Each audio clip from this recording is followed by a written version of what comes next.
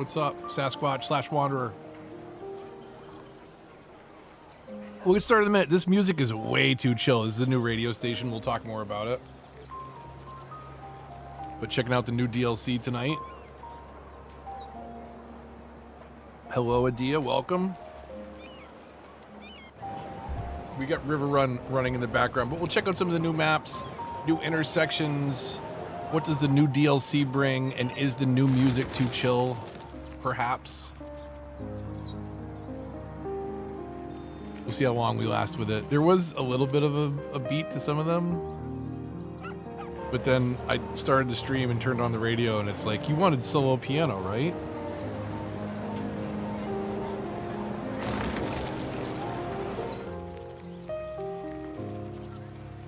Yeah, is it kind of mid?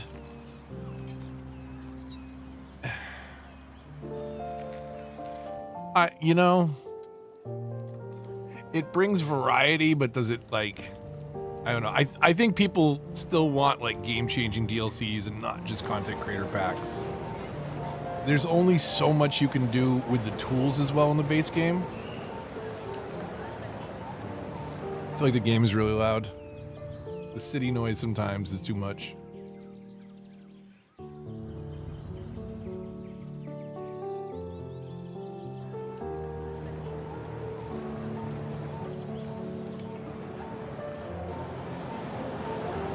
Too close to Hearts of Korea. They need to step away from East Asia. Yeah. Well.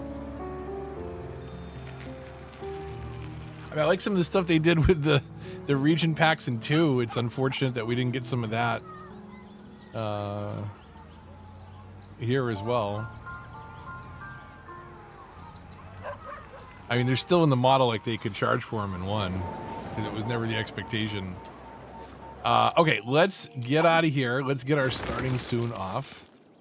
Let's maybe consider, because we want to hear the music, that I am going to turn...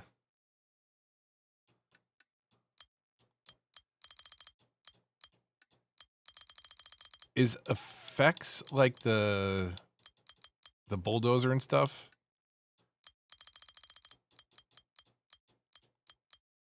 Emergency broadcast volume? No. Let's see if that is a little bit more manageable. Yeah, there's a little beat. There we go. See, now I feel like I'm in a supermarket in like 1988. If you're in New England, you know Market Basket. And this absolutely makes me feel like Market Basket mid-1990s. Linoleum tile floor. Wicked thick Boston accent coming through a speaker telling you about the specials. Get more for your dollar.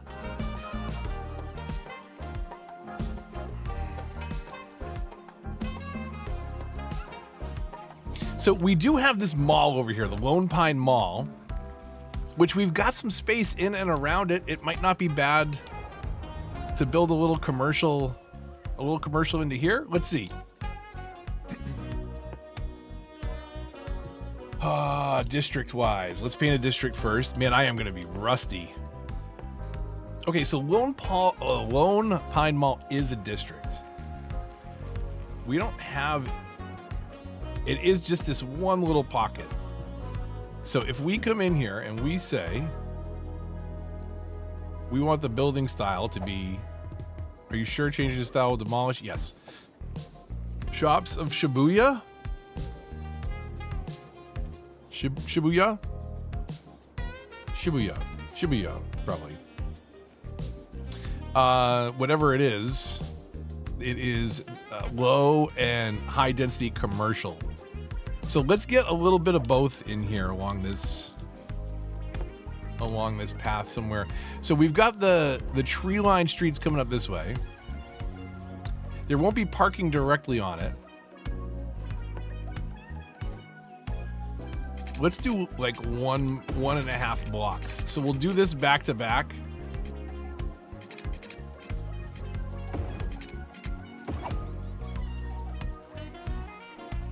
Well, you know, we'll see. We will see how it handles that hill. That's always interesting to see what it does with the properties. So we'll come in here, and why don't we mix and match? So we'll do... We'll kind of see what these look like next to one another. So I'll do a couple 4 blocks. And then maybe we stagger in some smaller lots to see what they look like.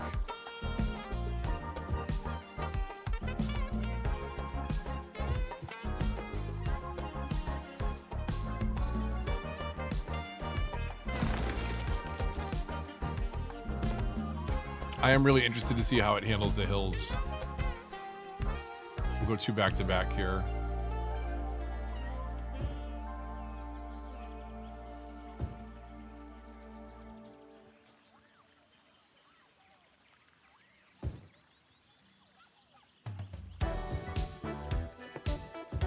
I'm doing some slightly off lot sizes just so that we get some different buildings. Sometimes you just get the same building again and again. And although certainly things can get repetitive in these packs, we want to at least give it a chance with some potentially different lot sizes. I wouldn't worry about back here. We'll probably get water over to them eventually. Oh, wow, there's just nothing.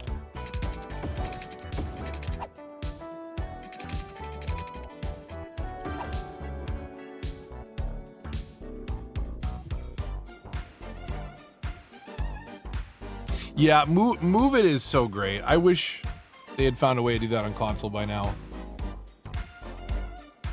And maybe someday I can tell you stories.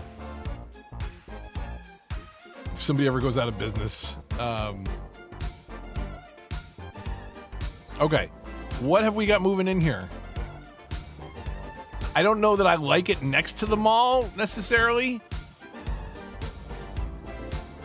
I'm also not crazy about this time of day. We need to be able to move the sun, not just change the time of day.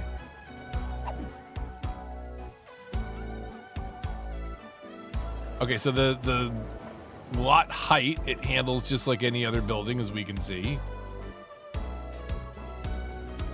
Yeah, the sun angle on this map is not great.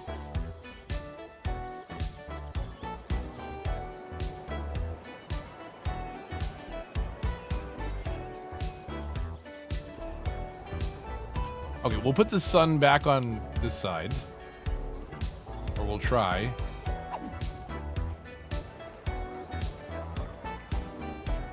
I really should put them side by side on a street. Let's do that real quick. So let's do over here high density, and we'll at least give us a block to walk down.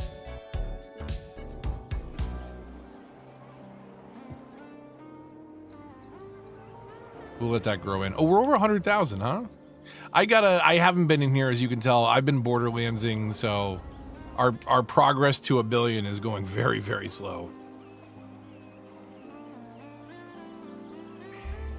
I mean, you know what is funny to see the transition in the comment sections as the lifespan of the game has gone on, and like there's still some instances of it, but console when. But now it's like the main discourse, the most common comment you see is nice to see cities one getting supported while the other one's getting abandoned. And people, oh my god, people jump. Do I not have my camera plugged in? People jump to the defense of the devs. Which by all means, like, don't let people abuse them. Hang on, let me activate my camera here.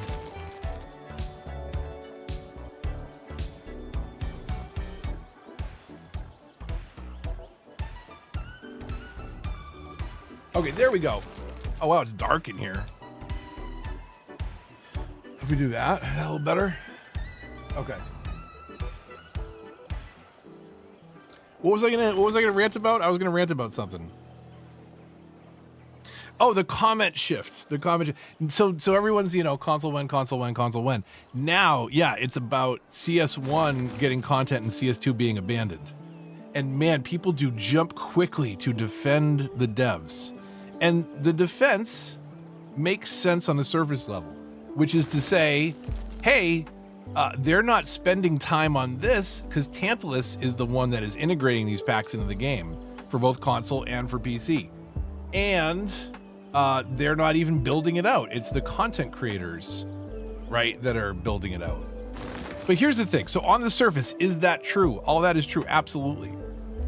But here's a wild idea.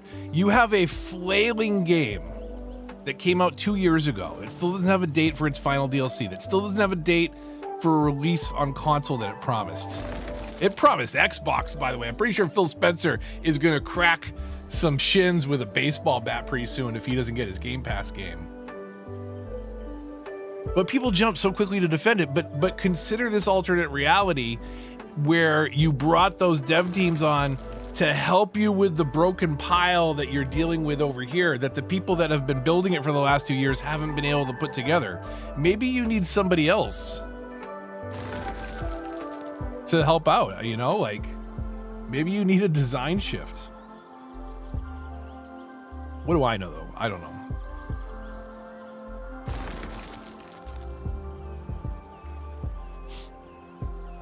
I don't know anything. Some thick buildings, yeah. They're also, like, as you can see too, like I made it a point to, you know, put a little one, put a big one, put a little one, put a big one. They are very repetitive. They've got different advertisements and signs on them, it would appear.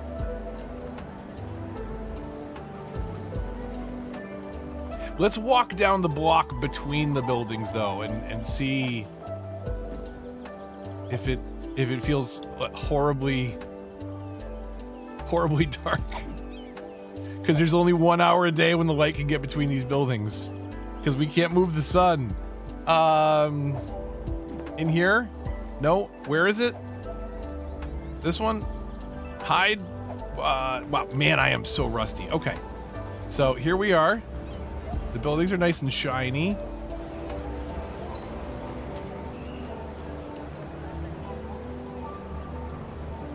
Has anyone determined what the beeping is in the ambience?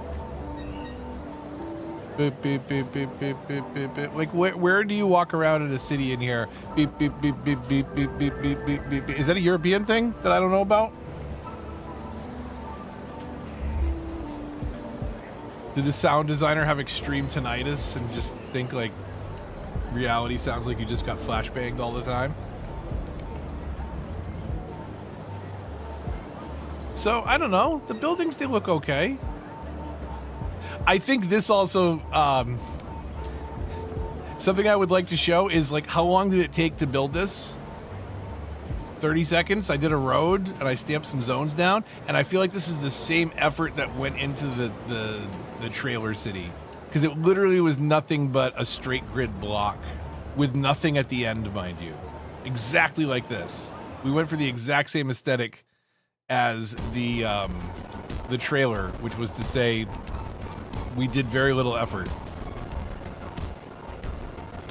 So far the music is okay. We got that real quiet intro track, which was just bad timing on part of the radio station trying to promote itself. Like, let me throw this stinker on there now that you started your stream.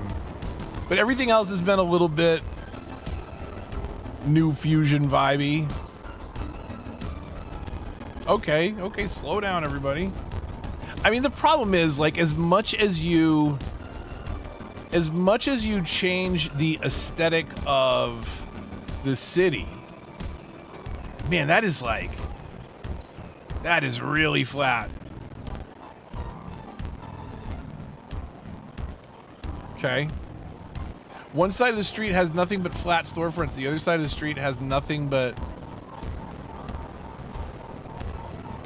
this column supported building again and again and again that has like a setback first floor. Does this have an actual walkthrough? No, it's just where buildings collide. Okay, game. It's just, it didn't know what to do here. It's like, I will put all the support pillars together here. So yeah, so as much as you change the aesthetic of the buildings, it's still very much It's still very much hot dog trucks and donut vans and giant SUVs. It would be kind of cool if you had like different cars in districts. You could achieve something like that, but I guess that's asking a lot of a 8-year-old game at this point. I say 8-year-olds. It's 8-year-old on consoles. It's a decade old in theory. Remastered only came out in what? In 2023? It came out the month before they announced 2, which was, might I remind you, a slap in the face to this community that you were a member of. Just in case you forgot. Cheers. I wish I hadn't given away all the they let you gift gifted memberships for free as the channel owner. And I wish I hadn't given them all away because I gave them away on other streams. I think one cities and one other one. But next time, subscribe, come back. We'll be doing some more building. Are there uniques? There's got to be uniques, right? I think. Okay, so we have Harado, right? A home for high culture and performance art in your town. Okay. Can we fit it right there? Ooh, can we get it centered on the block? No. So much for that hope.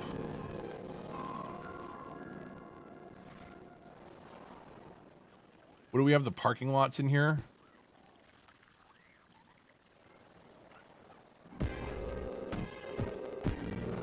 Ooh, we have parking lots all the way around, huh? Okay, well we'll put it where we have the spot for it for now. That's fine.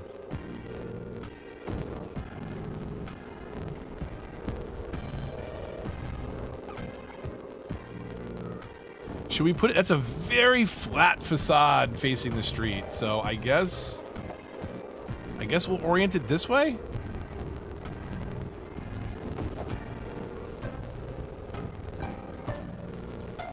Okay. Did that all of a sudden develop a texture? That didn't happen. I just said the music is glitchy on your end? Just the music, nothing else?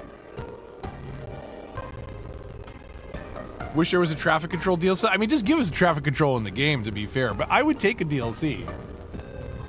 We would all pay for it, but we should get it for free.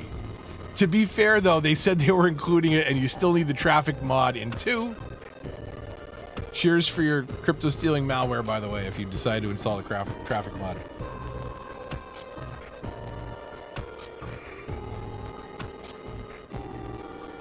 Do we have a little problem? Hopefully it's back.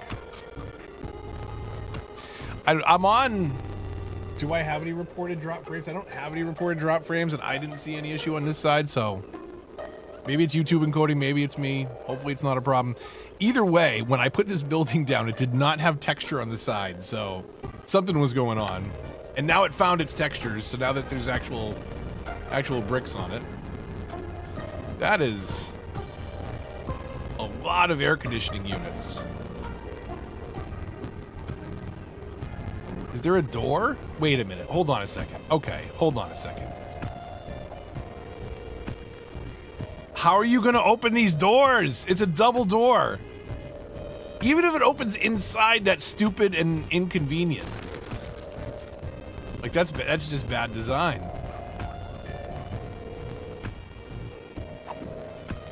Okay, so that is Harado Hall. Bad architecture and engineering.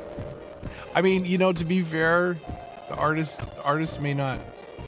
They're just decorating. They're not thinking about it from that perspective. They're not thinking of it being actually usable. In fact, most PC players aren't going to get down this close to your building, not to mention this close to your building, you know, like, and again, console is an afterthought from the devs and from the map creators. Well, I say that, but we'll give this map pack a fair shake and we'll look at it what it looks like on 25 tiles at least.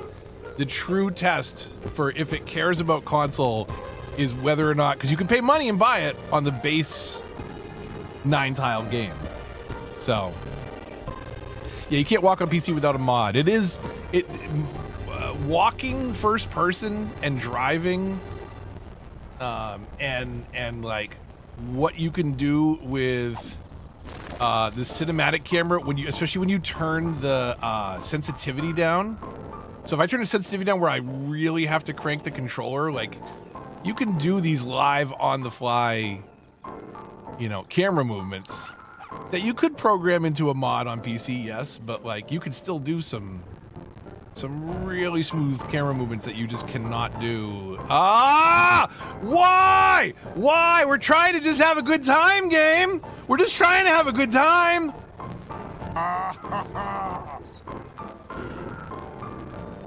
Oh, that's hot. That's hot. Come on.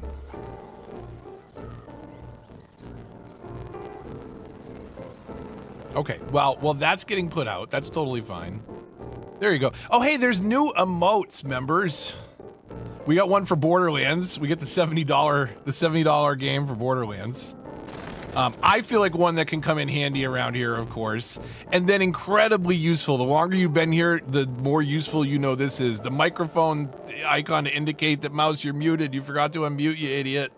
That's what there's for. So there's some new emotes.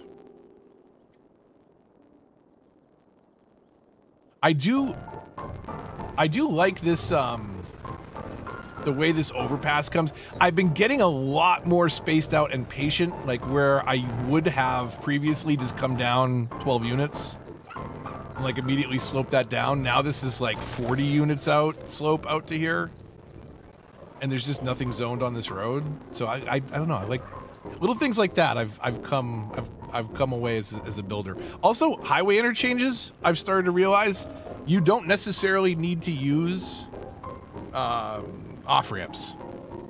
Just use highway pieces. It works totally fine. They'll do wonky lane changes, sure, but it's also just so much more capable of handling traffic at volume. Of course, you can do it the other way as well. We've got the park flow over here. There's no stoplights. And then over this way, we've got like a really sloppy diamond interchange. And this is handling things too. So you can over-engineer and design things, or you can just go 3 lanes all the way. Just use your highway as your main setup. Is the music too loud? Is it okay? I do want to showcase it to give you an idea of what that station's like if anybody's thinking of buying it. I think the bundle is... What is the bundle? $14? $13.99? The map pack is $6. The Shops of Shibuya is $6, and the radio is $3 or $4. It's a bit loud. I'll bring it down a little bit if it gets too quiet and you want to hear the music a little more. I don't mind today, especially like with the music bumping up a little bit too loud. If anybody's thinking about buying it, you should hear it here first. I will probably get claims on this. I wouldn't be surprised. Last time I ran in-game music, I got claims for it, which is unfortunate because they don't give you that warning that it isn't stream safe. In fact, they kind of imply that it's stream safe otherwise, except for Gold FM. But it's literally like they won't even let you use game DVR while you are playing any of those tracks. So, isn't it supposed to be copyright free? Technically, I think so.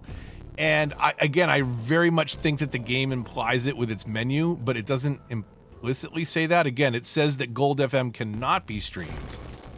It doesn't mean that you won't get claims against the other stuff. Just that outright you cannot stream Gold FM. They don't have a license to let you play it, and they have to disable game DVR to even have those songs in the game, which is just such an odd licensing choice. You could have been worried about so many other things other than bringing an oldies station into the game. I mean, I guess, I don't know. Like, I'm Gen X. I know I've got white hair on my temples. I'm not a boomer. In generation or in actual mindset. But I'm sure there are some boomers that paid for the oldie station. I got a lot of stuff for free. I only started having to buy DLCs the last 2 rounds since the cord was cut with Paradox and Colossal Order, because they totally can handle criticism even if it's not positive and you don't like the game. That would never affect our working relationship, would it? Never. Would never affect any. No, of course not. It'd be, you can take criticism. Oh, sure you can. They can't take it, by the way. Okay. So, we were dropping in uniques. Then I got distracted. Go figure. Can't even have a screenshot with that station on. Nope. Sorry. Want to take a picture? Too bad. Okay, that one got put out right away. Thank you, fire department. We'll keep an eye out for any... Oh, I never ran power over here, huh? Hold on a second. We may as well fix that real quick. Happy as a clam. Everything you need. Be quiet, don't complain. And remember to vote for me next election cycle. Thank you. Okay, so back to uniques. There were 3 uniques. 2 of them were unlocked. One of them was not. What is this one? It should be 3 syllable, right? Harado. City Museum of Modern Art. I've been playing a little bit of skate here and there as well, and that makes me want to skate that structure. I was about to drop it in the industrial zone. Can we get it? Where can we get it?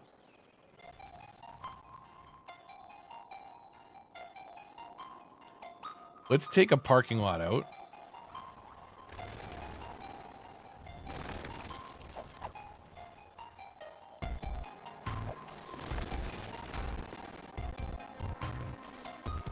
Does that not fit there because of this thing? Which was passing the power, so let's see if this will pass the power instead, hopefully, I think.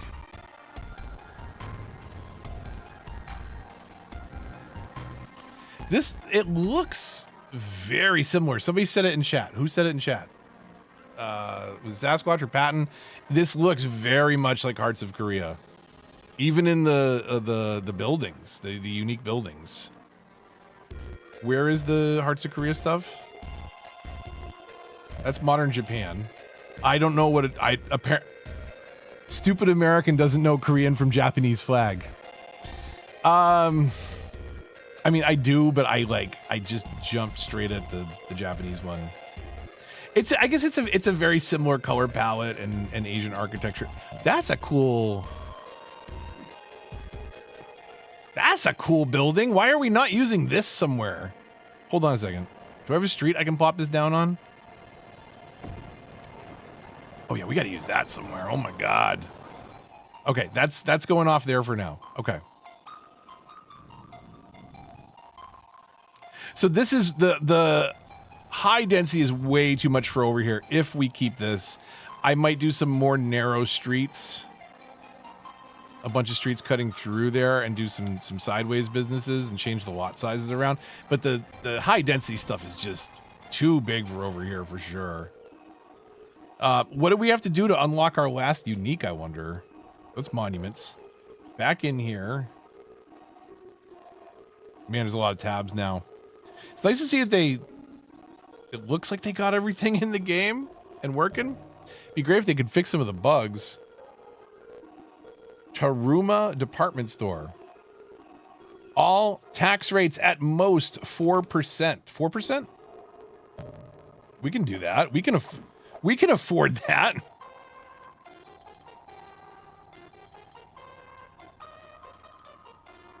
I assume you have to maintain it for a period.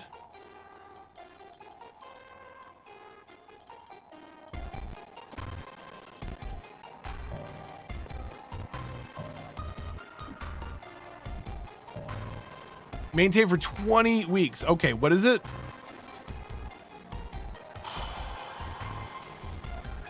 It is August. It was August 2nd. What is 20 weeks from August 2nd? We just wait till 2277. Is that 20 weeks? That's not 20 weeks, is it? We gotta wait a while. How is everybody? How are you? How are you? Sorry, that was probably really loud. How are you? I'm sorry, that was obnoxious. We'll give it some time. The city's about to be broke, you think? 376 million, see if we can shoulder this burden for a bit.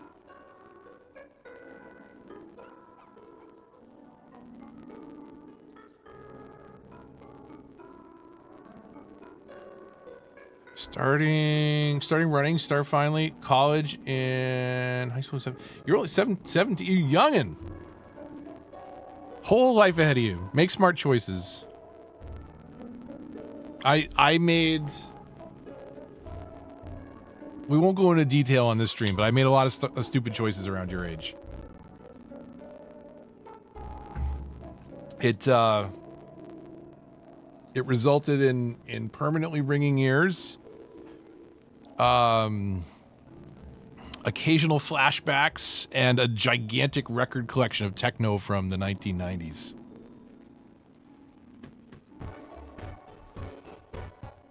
I guess it could have been worse.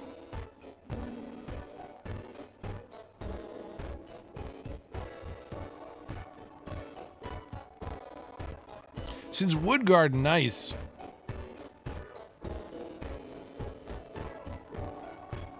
Nice. That's crazy to think like it's been that long.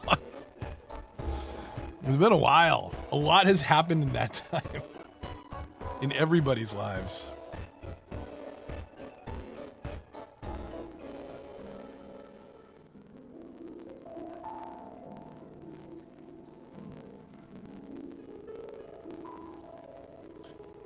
So,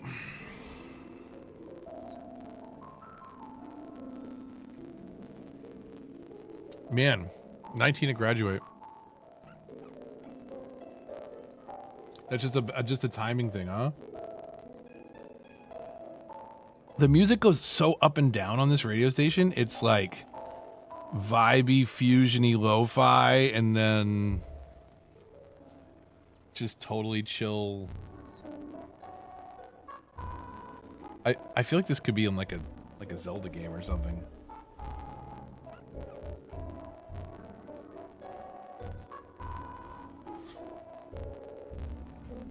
Okay. Where are we at? Does it tell us how many weeks? We're at 5 weeks. Come on now.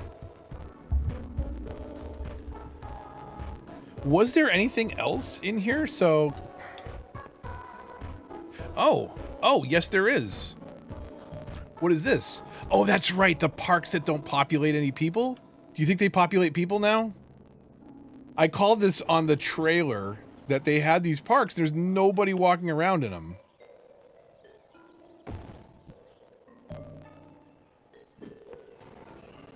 We have room for both these here? This is perfect.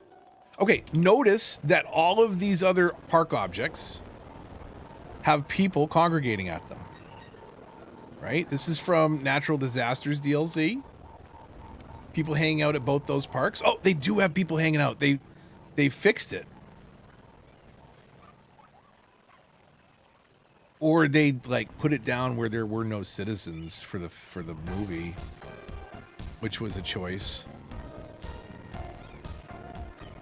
This one would be great in a pedestrian area. There's just like, it looks like those bollards would be a great cut through. And there's just one old person just hanging out, standing there in the middle. Okay, there they go. I don't know if they fixed the pathing on this one. Then again, like, where would they path to on the other side of this? To nowhere. So that's part of our problem. Let's give them a reason to walk through here. Is it landscaping? It's over here.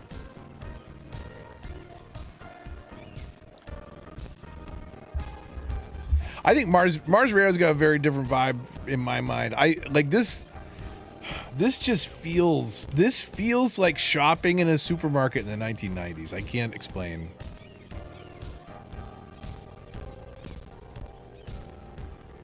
But it would be quieter with a reverb and no bass. Just hear the tinniness of the high end. Okay, paths, gravel. Is it letting me snap there?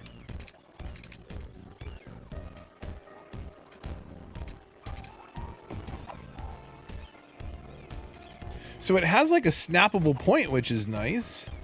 I wish I could... Well, I wish I could snap to it again, but apparently I can't. So apparently we're going to use this one. Or not. Or not. Okay, so if there's actually a path now for people to cut through, like maybe they'll walk through. It's not the most efficient pathing. Okay, they're hanging out there. Let's go see what these two new park assets look like since we can walk around them. Don't be jealous. Don't be jealous. I was going to say don't be jealous, PC people. But don't worry, we can't walk around them either because it's just a floating thing. We can't go down there.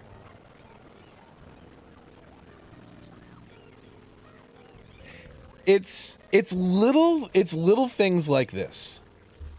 It frustrates me so much that I can play the game for like 5 minutes and find this crap. They don't play test it.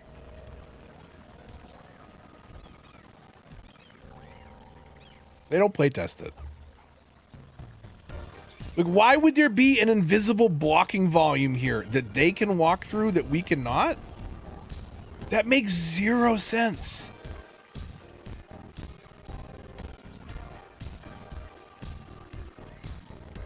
That's like a thing designed to stop you from falling through the world, basically.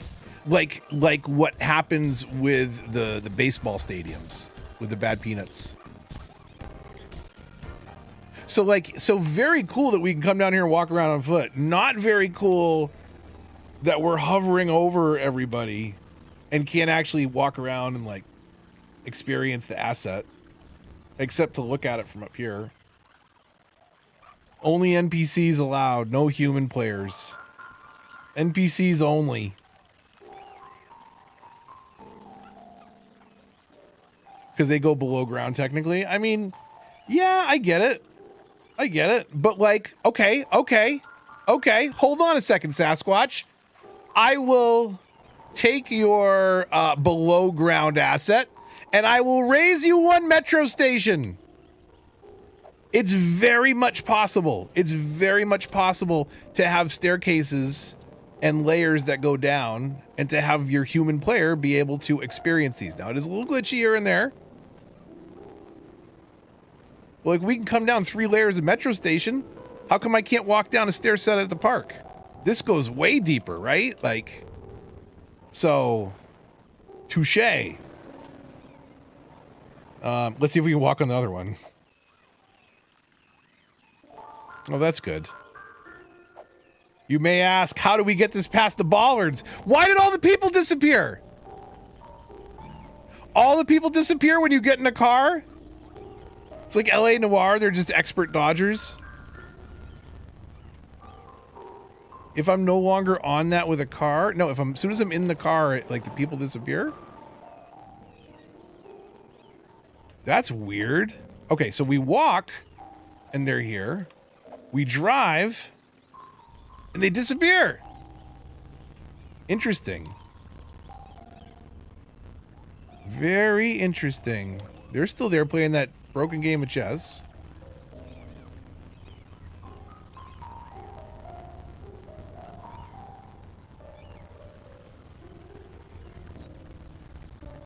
Does it depopulate all the... It doesn't try and animate walking pedestrians when you're in a car? I don't know. Interesting, though. Very interesting. So, how long has it been? We are still in 2276. So, it has not been long enough at 4% taxes.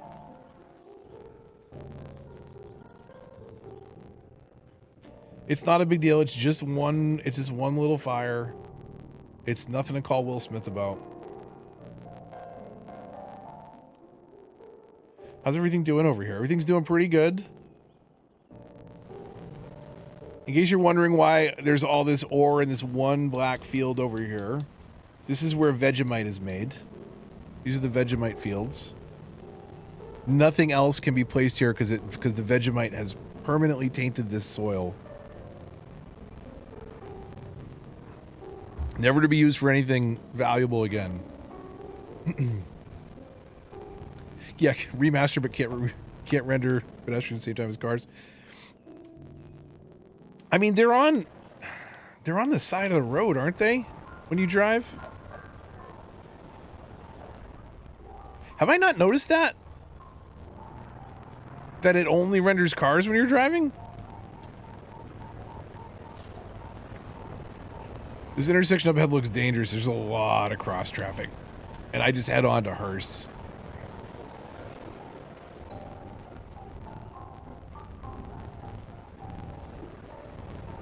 Okay, everybody, slow down, all right? Let's drive the speed limit.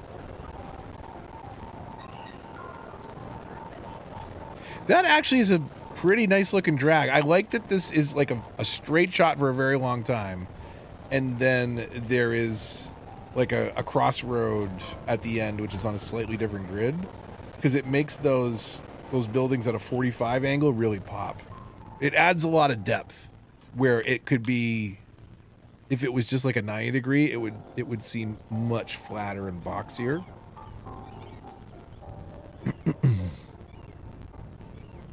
So who is just like adding any DLC at this point, or who's here trying to find out and figure out if they want it? Do I have public chat on, by the way? I think I do. Chime in if you got an idea. Let me know what you're thinking. Because I think these still are fun in a way to bring new content to. There's a Cities 2 billboard. I think it's fun to bring some new content into the game, and on console it's not mods, so you have to pay for it. Welcome to capitalism. But I don't know, I don't know if this one is enough to warrant. I gotta do something with this backside of the map. This is still very, very vacant over here.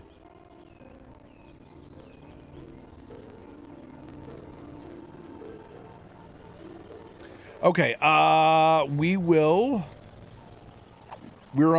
on 3 times speed. Now I'm slowing things down. We're in December though, which is good. And we'll see if we can get this last building unlocked, which, by the way, did I even look at what it is?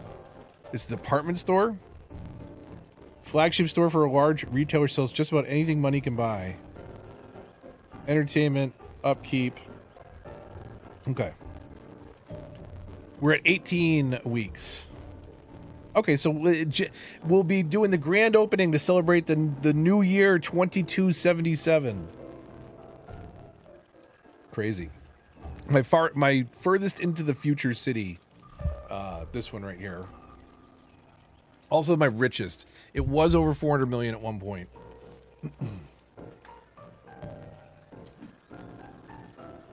But we'll get there.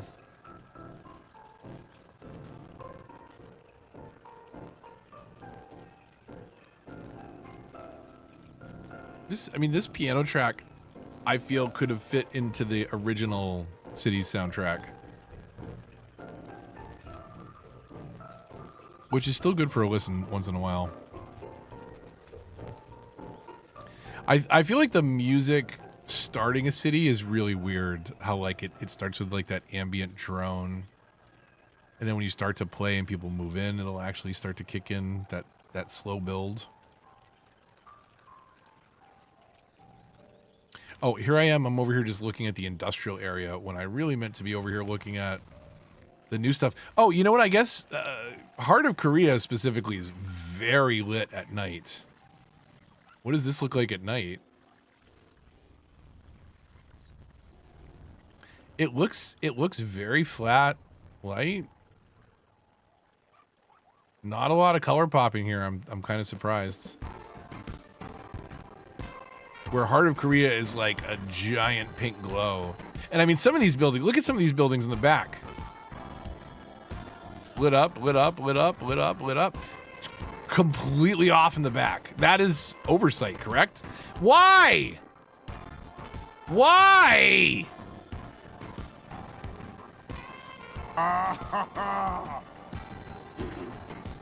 Oh, it fires out by the time he cuts in.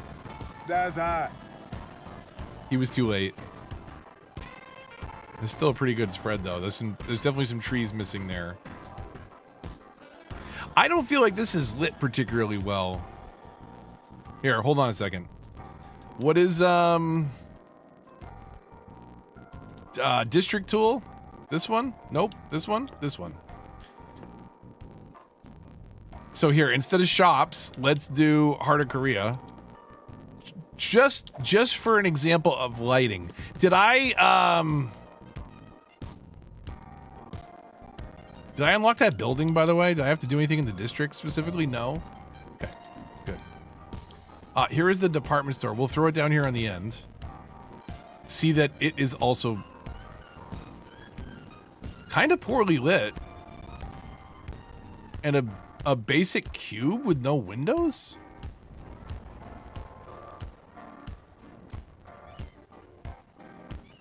Okay. That's a choice. That's an architectural choice. So we'll see what happens as Hearts of Korea move in here instead. And we'll pop some color into this map. There we go. Look at that. Look at that color right away. All of a sudden. I was expecting to see a little bit of neon and the Japanese inspired, a little bit of bright lights. I guess I don't know the district specifically though that they're going after. City in Japan. Yeah, see, no, the first picture, it's a ward area of Tokyo, and one of the first places they show is an incredibly busy intersection with lots of neon lights. It's like a 75-lane street. And meanwhile, everything that they showed was 2-lane roads with no parking? Yeah. I don't know. Okay. Well, I'm going to close that. I'm just going to get depressed looking at the actual district. But yeah, look at the color difference. Now, this is mixing in high density as well, and I think Hearts of Korea is only the low? This one. It's low density residential and high density commercial. So any of the low density commercial is actually staying the old one. Shouldn't that get demolished? It doesn't matter, whatever. Like I said, though, you can see right away, like the way that the light pops on the Hearts of Korea DLC versus how flat and plain the other buildings looked. And a lot of those have moved out. You can see that the ones that are more colorful and popping are the Hearts of Korea one. So I don't know. I feel like this one is a little bit bland in terms of the content creator pack, to be honest. I don't think it's necessarily bad. Like, you could combine this with Hearts of Korea and Modern Japan and this and like have a more Asian inspired city. But I think it still suffers a lot of the same problems of just the general sameness of these packs without really being able to do a theme mixer and ploppables and dropping the building you want where you want it. We kind of need that freedom in 2025. If you're not going to give us console CS2, maybe start thinking about the smallest of things you could give us. Throw us a bone here as this game approaches 10 years old.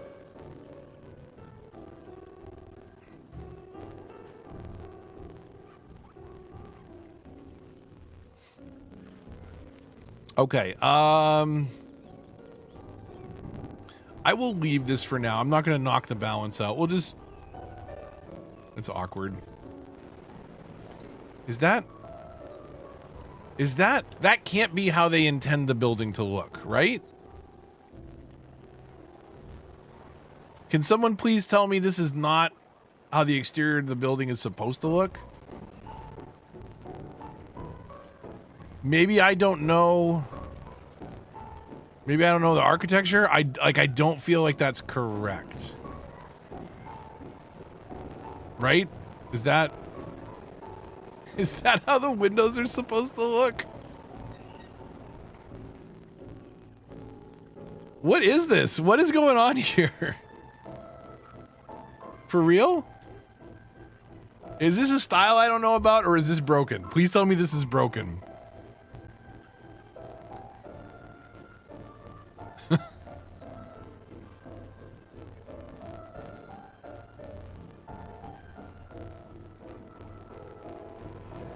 The City Skylines 1 banner on this one. Did they hear my complaints to stop shoving Cities 2 down our throats? Or does this building not know about the Cities 2 banner and it has its own Cities 1 banner? That is a lot of City Skylines advertisements in a game that is City Skylines.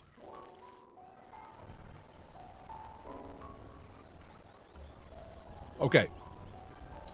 Did I not throw the third building down? I did. Okay.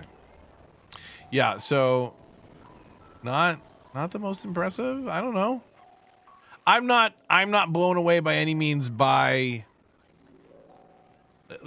I don't think anyone needs the radio stations. You can play most of this music on Spotify. You can play Spotify on your Xbox and PlayStation while you play the game. So it's not even like you need another layer. And if you're on computer, you can play Spotify on your computer. Like you can get all these stations. You can get all this music basically. And stuff that is, you know, thematic to this, but a lot better. So, I mean, and no offense to any of these artists, but okay. So, is there any place else this content would be hiding? We'll look at the intersections.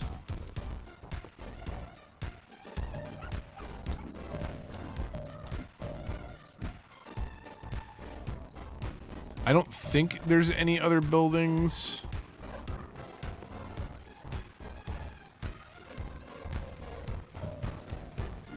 That's the countryside ones. I think these are in order. Yeah, okay.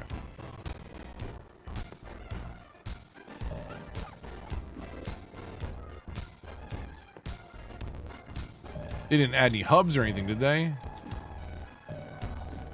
No, Railroads of Japan was the last one to add hubs. Leisure, we did the 2 parks. We did the 3 uniques. There's no monuments. Is there any park objects? Nope. And I don't think there would be anything in any of the DLC specific submenus, financial districts, and hotels. Okay, so I think we saw all the buildings. Do we jump around maps? I think we jump around maps.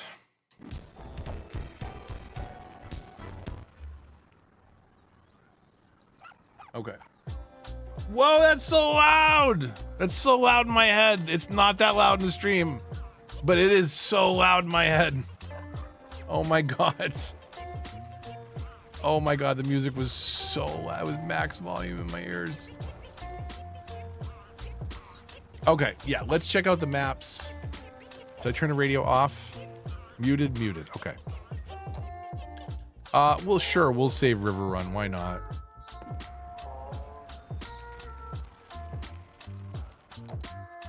Okay, quitting out to main menu. This is where we need to be patient, everybody. It takes about 1.5 minutes, I think, to load each map. So new game, we'll go all the way to the map pack 3 and then 1 over. I will try and at least initial these as we go. So this is Badland Ridges. We're gonna turn on all the cheats because we're just checking out the maps. And there are 10 new maps. 3 of them do not have water connections. 3 of them are landlocked. Other than that, every map has everything. And the 3 that are not landlocked also have shipping. So you can do highway connections, train, air, and water on everything but 3 maps, and then they all have a pool of resources, which are less problematic, I will admit, than farmland that we saw in the previous map pack, which had a beautiful looking farmland map. But the way that they achieved the look of the different colored plots was to paint the ground with ore and oil, which, unless you are doing cheats, completely makes the ground unusable for farmland. So it was this beautiful farmland that you could pay real money for, because it's a content creator pack you have to download, and the content creator basically contaminated all of the land that you would have used for farming. So hope you weren't planning on building a farm on that beautiful farmland.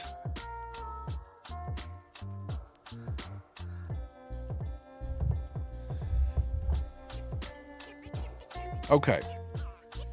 Was it Badland? Badland Ridges? Badland Ridge? Something like that.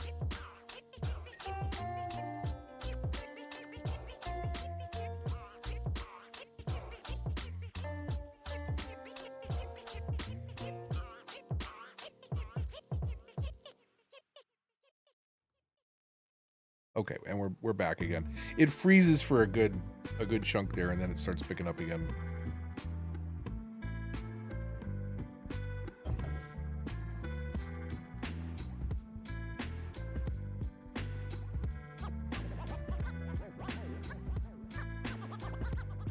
Yes, I unlocked the monument. I forgot to put the taxes back up. You'll have to remind me to do that at some point.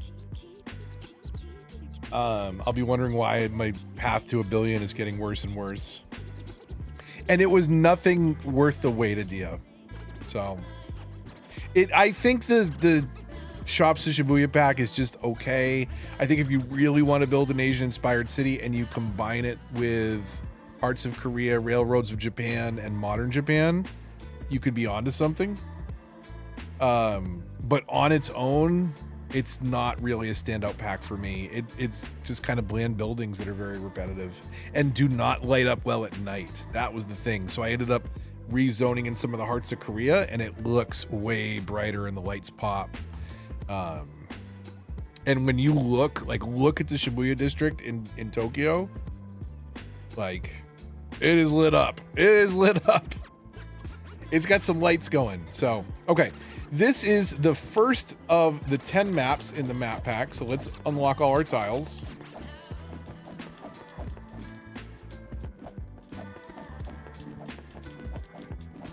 Okay. Now, I'll tell you one thing right away that I don't like about this map. So these grass circles, the way that they're done with the trees means that the farmland is the bright yellow. And over here on the edge of the map, like, what are these empty farmlands? What are these things doing? I don't know, but we can't touch them. So, like, if it was desert, or if it was like this that trailed off, but this man-made shapes and structures that we can't go touch and build on always frustrate me. So right away, I think that's really weird. Like, could you contain it? Yes, you could in spots. Like, what's our buildable space? Our buildable space is pretty good. But it's still very weird, I think, how those the grass pockets.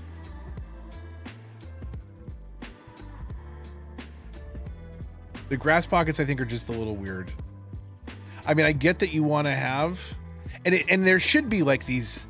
It almost looks like these, you know, maybe these have water in them sometimes of the year, but not all year. You know, these drying riverbeds would still have this green life around it. If anything, the river would also have more, I think, along it. It's a little surprising that the river edges are not more like this, I think. So I don't know. So like, it's an okay map. I don't feel. Let's take a look around. Hold on. This is always the test. Is how do the edges feel, and do we want to go fix something that we can't touch with 25 tiles?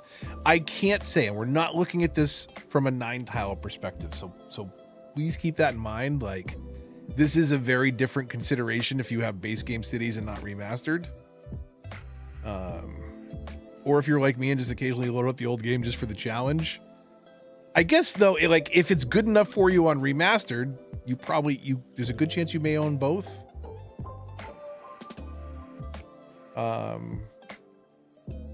So I don't know. So it's okay. It's okay. It's not exactly screaming like, oh, you gotta build here. You can see some of the new highway infrastructure. We have access to some of these things. They plonk down funny still though. Okay, so this is Badlands Ridge. I'm not thrilled. Like I don't have to build here. I do like look at this train infrastructure right here. That's beautiful. That's beautiful right there.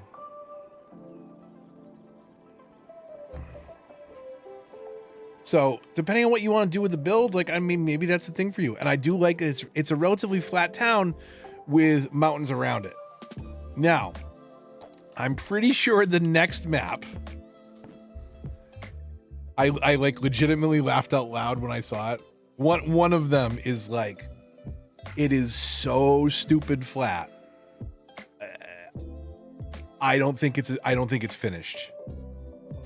I think it was like I did this and I was gonna finish it and it got thrown into the pack and I didn't realize it kind of thing. It's so flat. Hold on, and I will show you. I think it's the second map because I loaded into 2 maps and I think it was it that one? I don't know. We're going through in order. Hold on. Midshire. I'm just gonna say it's not a great name because it already has me feeling like it might be mid. Let's see if this is a super flat one. I don't think that it is. One of them is so stupid flat. And I hope I didn't accidentally load a map pack 3 and here I am like calling out map pack 4.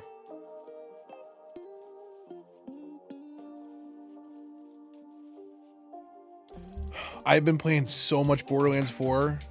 I hate parts of it. It's very I will say it's a very disappointing game in that it could have been so much more. It has a lot more potential. They released it with poor performance. They haven't had good story since Borderlands 2, honestly. And they haven't been able to recapture that humor because they went overboard in 3 and everybody got mad at them and now they tried to back it down a bit and it captures it sometimes, but not quite. But the gameplay and the end game boss farming is pretty fun. Like I'm just grinding my character up. We'll see what gets patched, what gets nerfed, but I want to try and get to level 50 and hunt some legendaries.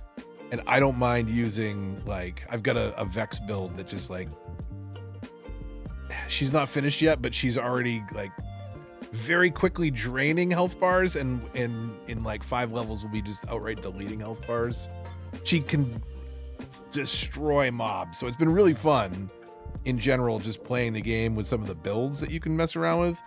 But the game itself, the writing's not great. The open world is stupid. There's a lot of complaints. So I am playing tons of it. I have like a 40-page essay of rants that I need to edit and sort and get screenshots and footage for, because I do want to talk. It's a remarkable Two-Face game. On some levels, it's just like it hits all the right notes. Performance, I hope, will eventually get better. But man, it's been a wild ride because I'm really enjoying it when I'm enjoying it, but I also am constantly reminded of ways it could be a lot better. Is this the super flat one? No, this isn't even the super flat one. I don't think. It's pretty flat, but I think it was a coastal one. Okay, so let's again go back into areas. I don't remember Midshire. I don't think I named the map. It's called Rockdale, so no, I definitely did not name the map. This is Midshire, which is a nice looking farmland, I will say. And if you're going to build farmland and countryside, like you're going to be less dense anyways, I would hope. There is some nice train tracks that come through here. It's a relatively flat map. That is nice. I like that a lot.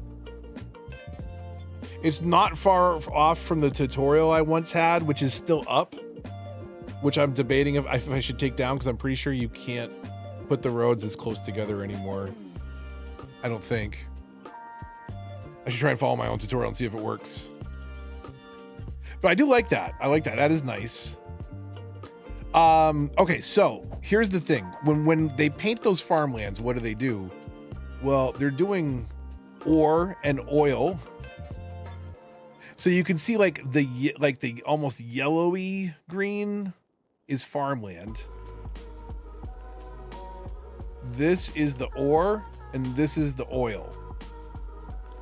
So the light farmland you could do farms on. The other stuff is basically contaminated, or you could do oil or ore, which is not really a good look for a giant flat farmland in England somewhere, which is what this makes me think of.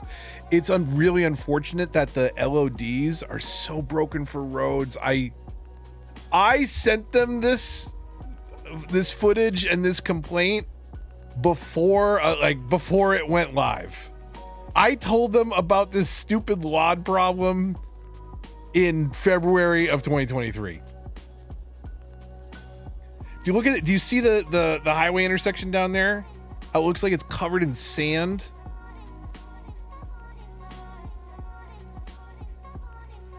Like, look how close you have to get for that not to be a problem.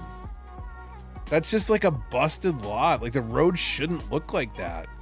It shouldn't have a bunch of sand texture all of a sudden when it's trying to animate the road at that distance.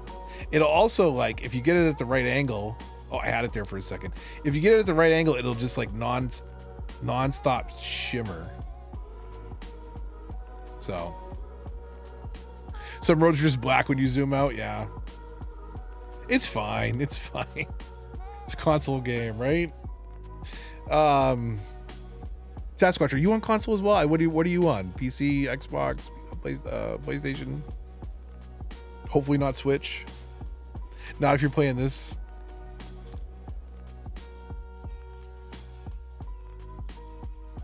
Xbox, cool. Wait, where's that plane? I thought the plane had a funny texture, but I guess it's okay. It's an odd pattern. What? Okay.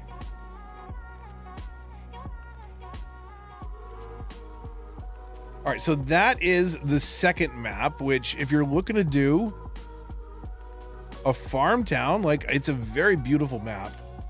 I don't feel that it constrains you particularly bad in any place, but let's do the obligatory run around the outside of the map to make sure there's not something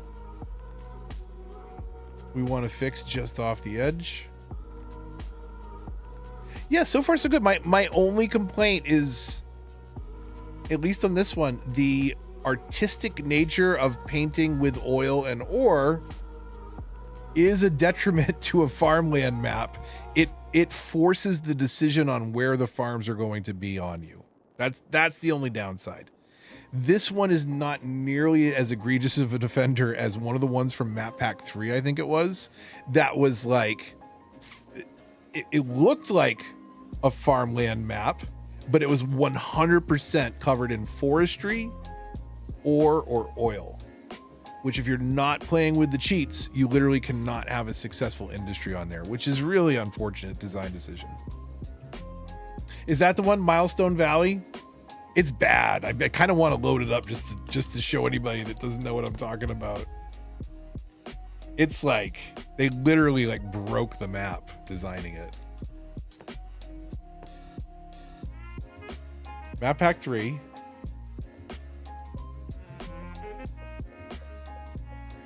Milestone Valley. Here, we'll load it up. We'll load it up real quick. I don't even think I need to turn the 25 tiles on. Like, we can just see the resources from the starting tile.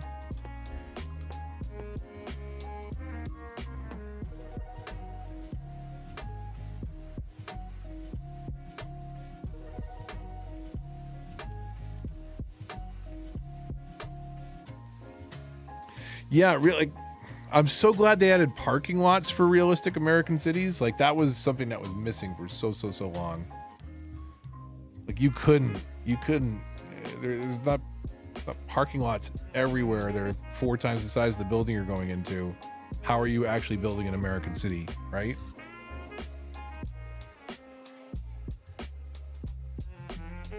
Yeah, parking lots and garages were a really cool update.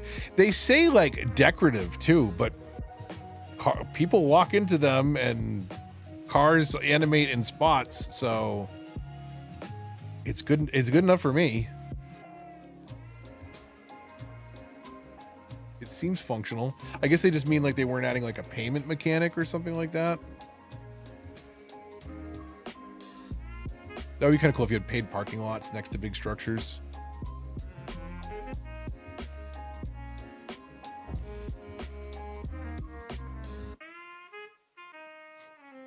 Thank you all 30 of you for tuning in, checking out some of the new DLC. Appreciate you. Hope you're doing well on a Thursday.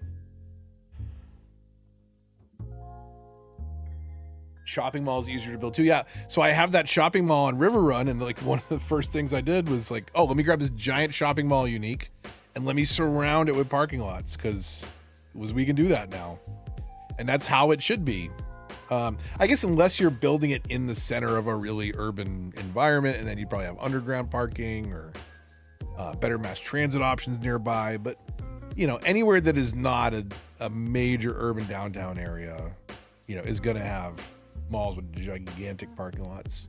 America is so car-centric. Like, I think people from other parts of the world, like, if you haven't been here, you don't understand that, like, you could live 100 yards from somebody, but there's no footpath to get there, and you'd have to get in the car and get on the highway and go down an exit and come back up, or drive like 5 miles down the road to an overpass. It can be really stupid sometimes. Okay, so this is Milestone Valley. This is map pack 3. Don't worry, everybody. We're just making a point here.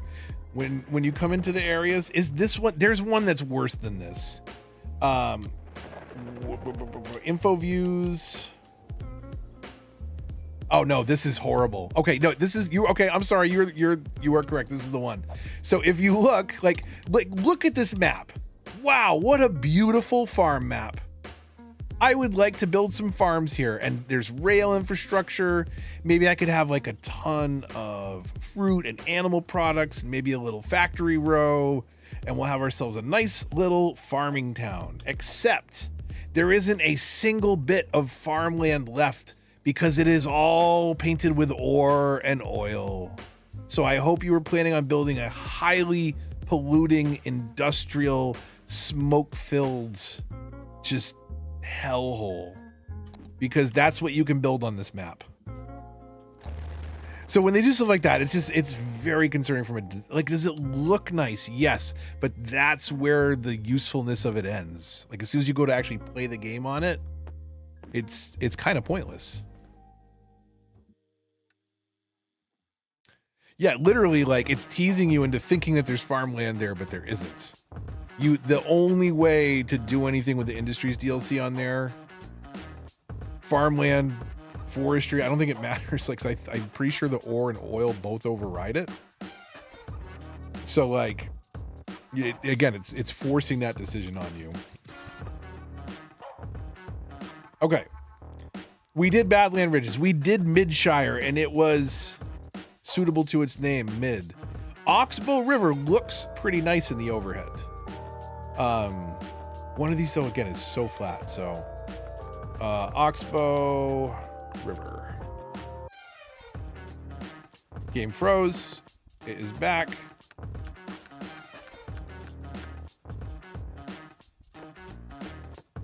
Okay. Oxbow River. I think map number 3 of 10.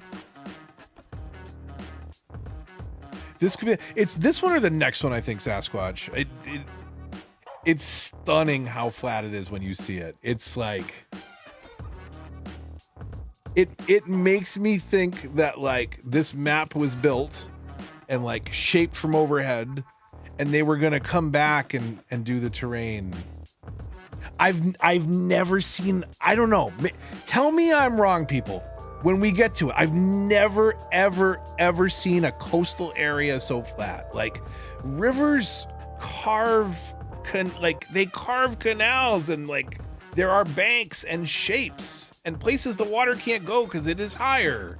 And like, if it was all flat and the water could easily overrun and flood the area, you wouldn't have people living there. So like, I've never seen in an inhabited area this flat and close to water level.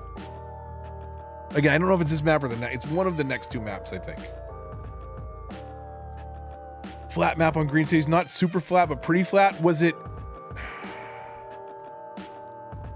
It wasn't arid plains, was it? Was arid plains natural disasters? Oh, this could be it. This could be it. Look. I mean, this is particularly flat. So like look at the banks of this river. If there's the tiniest little bit of a swell, if there is like a heavy rain day,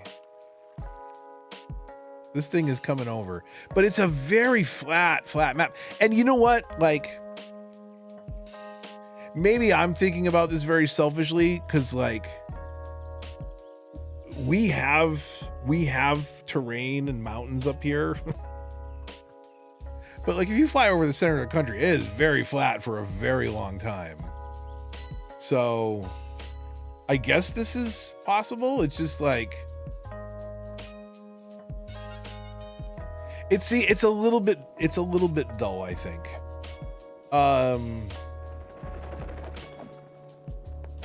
Okay, we can't go further up, which concerns me a little bit, that highway cut off to the top.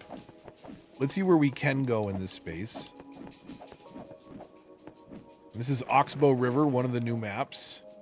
So over here in the corner is a lot of farmland, but it is always unfortunate when you have this huge space to work with and no natural barrier for why you would stop it. So if anything, like, you kind of have to leave that flat farmland untouched, because I don't know, it doesn't make sense to have stuff stop out there.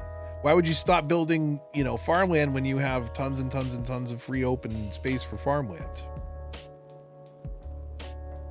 You'd figured you'd continue to industrialize and expand. Okay, so over here, wait, let's come over here, because this one was the part that concerns me. You cannot change this intersection, right? We can't get out there. It's not bad. It's not terrible. I'm not crazy about the trees. And you can't really change them because you could only change half of this leg. Trees can be very hit or miss on console, especially with the horrible LOD. Like,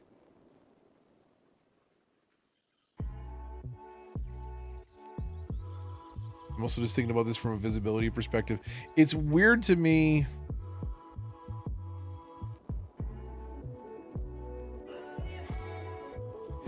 It's weird to me in this giant open space. There's these giant open fields, and they decided to make the intersection for a major highway interchange where they had to cut the most trees down. Like, you could see where the forested area was, and it got gutted. So are these, like, I think like these details around the highway, the entrance is okay, but then like you can see like it quickly kind of, I don't know, I feel like it quickly gives up on the idea, because one side of the road is lined. The one side of the road is, both sides of the road are lined here, and then it's just like, yeah, I'm gonna do this side, but then I'm gonna put random trees over here, and then I'm just gonna stop it over here. It's a little weird how it's like, I paid money for it. I'm a consumer. I can say this. I feel like this is a partially finished project. Next is what's up. We got new emotes, I think, since you've been here last time. I am feeling this one tonight, so. And it's not even that the interchange is as awful as it is the trees. Although, to be fair, I mean, like, somebody's thinking it, right? I don't have to say it. It popped into somebody's head. You know exactly what I am talking about. It's not a great design choice. It's I think why you'll find a lot of highway ramps take both loops around the same way. You know? And again, we can't really change this one. Can't change the top.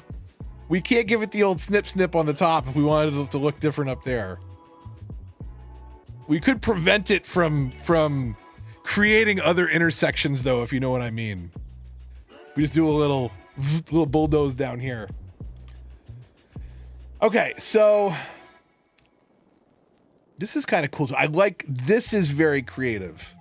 This is a really creative use of the old abandoned factory.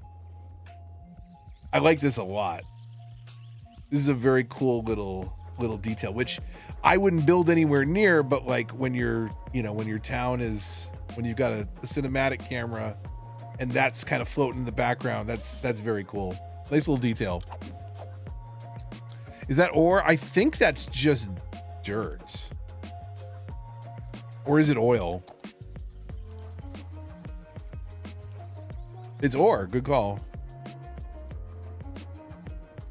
So it actually is a core. Like that's very clever. That's a really clever use of where to put your ore in your map. Like that's absolutely awesome. The only thing, honestly, this is missing is some train tracks running up to it. Like where is the train? You see, a train's way over here. If you had this massive quarry, like there would be train tracks. There would be train tracks closer to that thing for sure.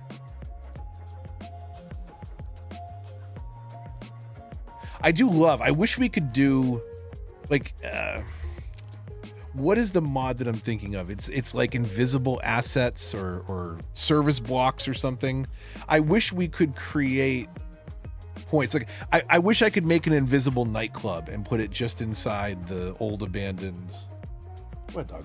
I put it inside the old abandoned train factory. Train factory? I don't know. What the hell is this? Train factory? My brain's broken. You know what I meant. It'd be very cool. See, like, okay. And this is console pop-in, everybody. This is remastered too. This is remastered pop-in. Like, surely there's a lower res bush that you could do where it doesn't just say like, oh, I am not even a thing that is existent. Surely like it's just a dark circle there would have been better than completely disappearing. But like, why is that circle so perfect? Well, I mean, I know why, because they probably used the tool to create it. Because you can use certain mods in the creation of a map, as long as you don't commit certain changes that the game is not capable of understanding. Move it being one of those things that can mess up a base game map if you're not careful with it. But anyways, the circular trees are a bit much, and the pop-in just is absolutely killing me right now. Map Editor doesn't have the line or circle tool, but you can use mods to turn those on. And if you're careful with what you do with those, you can make a map that you can share. But they, like, what you'll see is like they generally don't do that kind of stuff around intersections, because those can really get messed up if you try and move it and then move it and then let the game reload the map. Like, it can get very confused. Are there manhole covers in the road that I never noticed until just today? Surely that is a new update. That is a new update. Good night. Okay, my wife's off to bed. Good night. Love you, baby. That is new, everybody, right? No, that's been there? Shut up. Shut up. And it says cities on it? No, that has not. I almost got hit by that car. This poor little kid with his teddy bear just wanted to read the manhole cover, and that guy almost ran me over, you jerk. making TikToks out here, jumping cars. Please don't do that, kids. Very dangerous. But I saw it online. I've never noticed manhole covers. How have I not seen that? Like, because did they not show in when I'm flying around? And no, they do show. You are all gaslighting me. This is part of the latest update. It has never been in the game before. You are all gaslighting me right now. And by all, I mean Sasquatch and Adia. Hey, Edge of Map Fog, our old friend. We're not gaslighting. You two got a side chat going saying like, oh yeah, make them think that they've been in the game the whole time, even though they just got added in the latest update. I guess today I learned is that 3 Edge of Map Fog cutscenes back to back? Oh, because we do have an empty map and it's gonna go to where all the people are and all the people are spawning in on the edge of the map. So definitely some cool things on this map, but again, it's incredibly flat. So I think that's something to consider. Like if people have been wanting to build, like especially a Midwest town in the United States, like this could be a great pack for that. I feel like it's lacking terrain. It feels so flat because I am so used to seeing hilly and mountainous terrain all around me every day. Okay, new game, new map. Back to map pack 4. What were we on? We were on Oxbow River. This is Paradise Coast. Paradise Coast. Okay. And then all the cheats, please, after it's done freezing.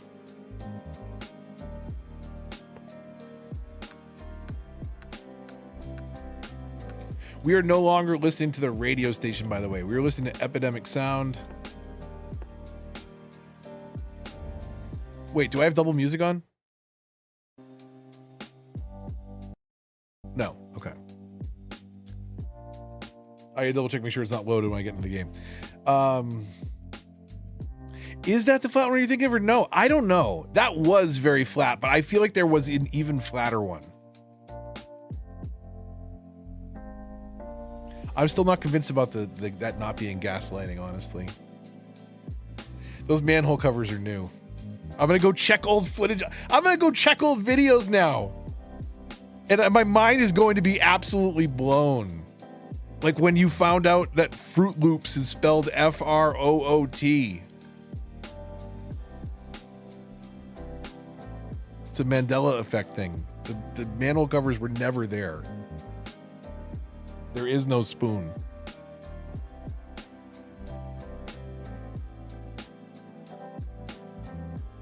Fruit Loops, yeah, check it out. Yup.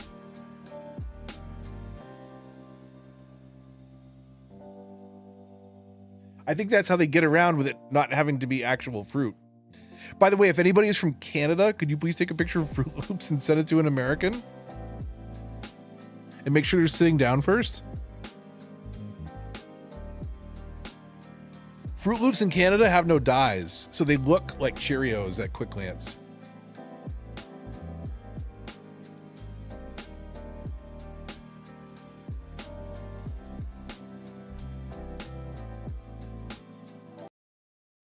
There is like a residual chorus effect on this song that is making me think that the game is also playing music, so I'm gonna skip to the next song.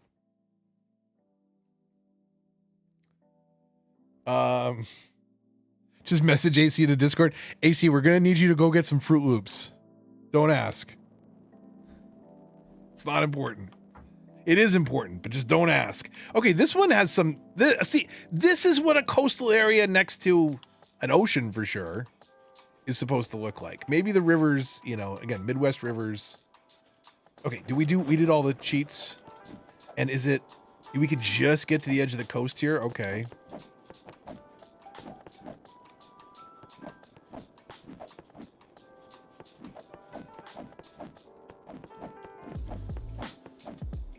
Okay, so we gotta go check our coastline first. So is there a reason we don't build over there? I mean, it is foggy and mountainous and hilly, and I do like I actually really like what they're doing over here from a bush perspective, but hold on just a dang second.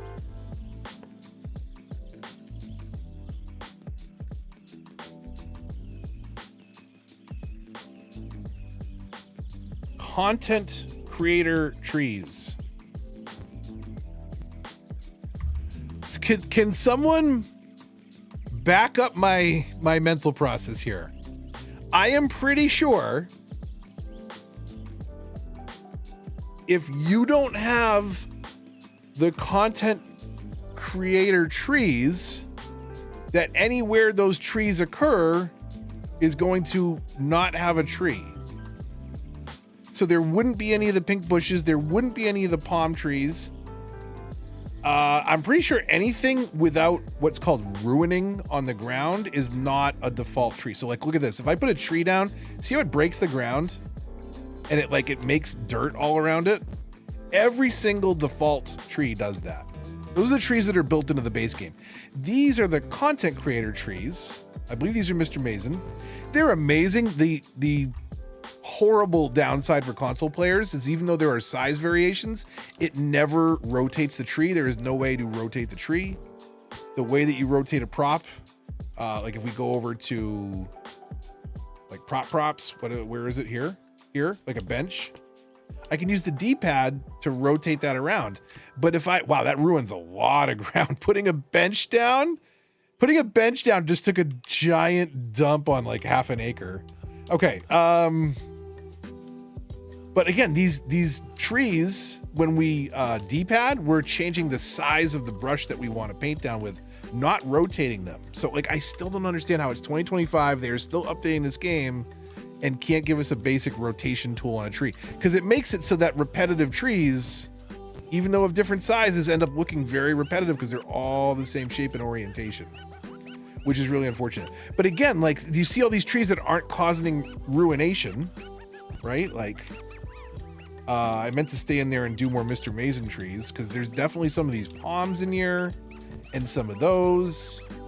And I would love if anybody that doesn't have those packs that did happen to buy this map to tell me if any of these freaking trees are here, because I'm pretty sure they're going to be missing.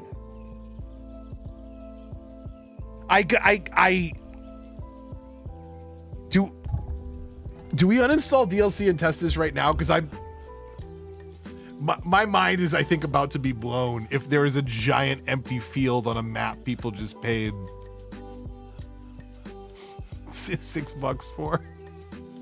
Like, oh, that looks nice in the trailer. No trees for you. You didn't pay for the trees. The trees are a separate price.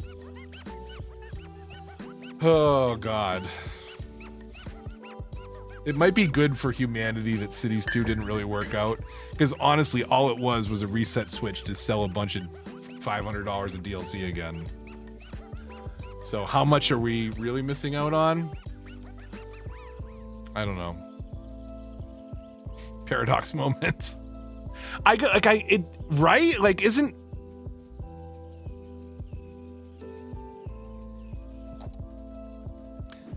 Hang on. Hang on. Hang on.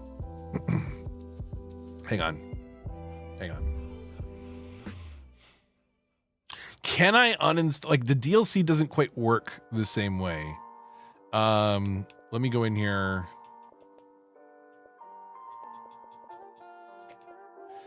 City Skylines, manage game and add-ons. 52 add-ons installed. Holy shnikes. Okay, so we want to find...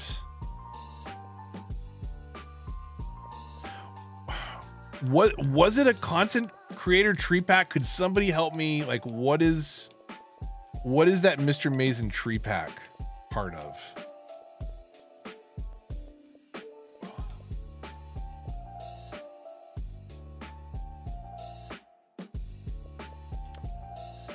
Okay, hold on.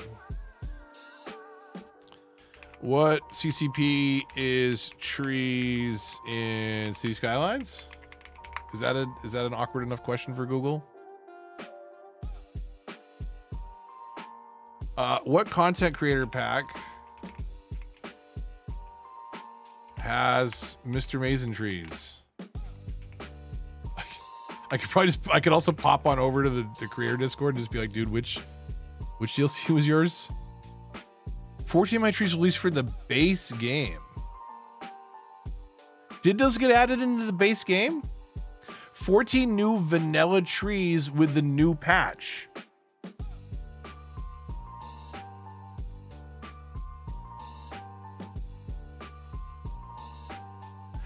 Those were included in the base game?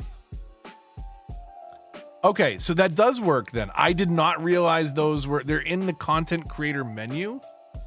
And I do appreciate that there is a separate slot to go there, because when I'm looking for trees, I'm usually looking for a Mr. Mason tree. Did we look at that map enough? I was so blown away. No, we didn't. I went to the first corner and was absolutely blown away that I was pretty sure. I'm very glad that I'm wrong. But I was pretty sure that those trees weren't going to be there for anybody. And I think it's a fair assumption, considering it's under the content creator pack, and they basically charge us for every content creator pack. So it was a content creator pack, but it wasn't. They implemented it that way in the game. I don't even know if they did that on the PC side. But that's good that was included for free. He honestly, Mr. Mason does the most amazing trees. I still think. I asked people to pass the word up, because like I said, I don't have contacts there anymore. I would pay, like, what were those DLCs today? $6. I would pay $6 for a fall tree pack, especially if it's Mr. Mason trees. I'll give you $10 if you let us rotate them on console. Like, just go fix the frickin' thing, please. But honestly, like, fall trees, like, I don't know where everybody is from, but trees around here are beautiful at the end of September, beginning of October. It is just an explosion of color. Reds and yellows and browns, and it's just, it looks like there's like a good week where it just looks like the trees are on fire. If you see enough of them, it looks so amazing and beautiful. And we can't capture that in cities without mods. We have summer and we have snowfall, and we have nothing in between. And that in between, especially with trees in like a boreal, it's so beautiful. General tree, autumn trees, remix. Yeah, that's what I'm saying. Give me a tree pack. A tree pack would be one of the most amazing things. And I think they're overthinking what they need to do with some of these. Like, guess what? I'm going to go out on a limb. We don't need more Asian buildings next. We have 3 packs. And like, I think they need to think outside the box, and you could make cities, I think, feel much more alive. At least I could replicate towns around here a lot easier. Just by giving them that color, that pop. If you want to check something out, go check out my Let's Play Season 7. It's based on a New Hampshire town called Portsmouth on the seacoast. And I use Mr. Mason trees, fall trees, and there's oranges and reds and yellows. And like, it just completely changes the experience of looking at, cinematics on the map. It's a completely different world. It's a different game. It's amazing. And they could add that in so easy with just a new tree pack. I don't know. I know that I would scoop that up in an absolute heartbeat. Every single one of my towns, at least the ones that I have based in my brain in New England, like Wood Garden was a New England town. I'm sure if I could think of more than one of my 13 Let's Play seasons, Portsmouth was another New England town. I've got ideas for some others I want to build. Anyways, we're back in whatever the hell PC stands for, Port Coast. I don't know. Let's see how this one looks. We went to the corner. I got offended. I'm really happy to know those trees are in the base game. So that's good for everybody. So if you have the base game and you come over here, you will see these beautiful trees. And Pink Bush is highlighting stuff over here. Because they are base game now. And again, they don't cause that same ruination effect. So it allows for like it still has grass everywhere, right? Really changes the look of the design. Because if you use just the original vanilla trees, right? Like let's throw a bunch of trees down over here.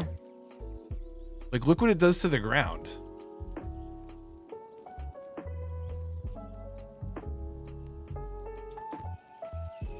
Like that's awful. That's so awful what it does to the ground. That's what vanilla maps and trees looked like. It's so wild to think, you know, and now you look at the vegetation here and it looks much more natural. It looks a lot better. More North American packs, some European ones also. Yeah, like the default European buildings are European theme, but they are so repetitive. They got the stupid billboards everywhere. It's really unfortunate. They could use some style there with another CCP.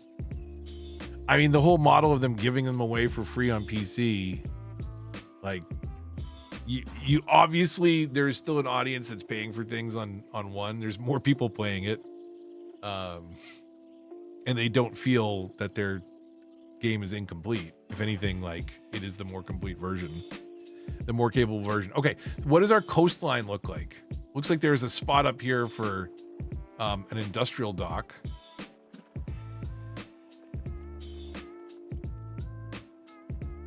Where is this set? Maybe this is France, northern coast of France, with a war channel dug in. You know, I don't know if it would be a big seller, but it would be kind of fun to get some. It wouldn't even have to be the holes, but I would love to get some golf props so that we could do like, you know, different shaped fairways. Give us a little tee object we can lay on top, a little green, you know, and let us construct our own golf courses. I don't know if there's a market for that. I did that in my Vegas build that I did for the cities channel. I didn't talk about that part of it, but it was like it was a theoretically working golf course, and it was laid out, you know, to not have 2 par 3s in a row, to not have 2 par 5s back to back when possible. So there actually was an actual design of the front and back 9. And literally all it was there for was a single panning camera shot that I never talked about in the video. Yeah, I want to build a whole course though. Like I want to take like that and build a course right there. Because it probably wouldn't fit on just that side of the highway. You'd have to cross over and come back. Giant waste of real estate. Okay, so map wise, I mean, I really like the hilliness a lot better. The flat maps are just so basic. It is interesting that some of these have some infrastructure, so like it's not just, you know, hey, here's a highway exit. This is actually really interesting. I wonder how this would work. So what do we have for roads coming through here? There's this one snaking road that if you're going to put an exit anywhere along here, you are tearing out a major chunk of this because it is 2 roads that are dangerously close to one another. 2 single lane highways. So that will be fun to hook into. Over here, you've got this 1 3-lane highway going each way. And over here, in presumably your starting tile area, here's your main intersection in the middle of your highway. It's not even like a bypass of any kind. Your highway just comes to a roundabout. Why? Like all I can see is it Ryan Reynolds, but why? The GIF, like seriously, like why? Why would you take your only highway on the entire map and just put a roundabout in the middle of it? That doesn't make any sense. I'm so like, I so want to build here just to see this break down and watch the town fail and not try and fix it. So anyways, there's some interesting stuff, but I would definitely recommend rebuilding the highways. And that is a very painful proposition up on this side. So maybe this is just more of a bypass route and you know, suck it up and add an exit somewhere where it's not terrible if you need it. But it almost seems like they don't want you to build up there at all. I think it requires a major infrastructure change to make that work, especially without mods. So this one's okay. It's not lighting my world on fire. Okay, let's check out the next one. Let's see what else we got.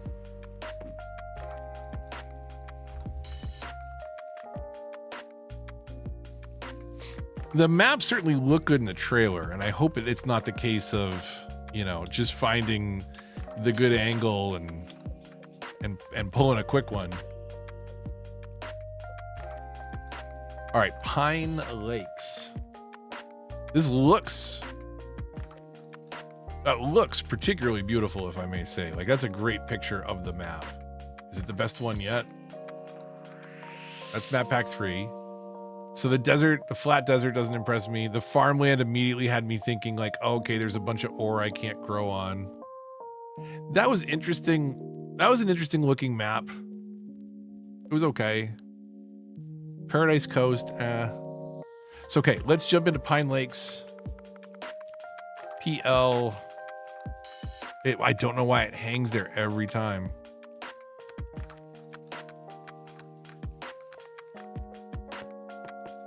Okay.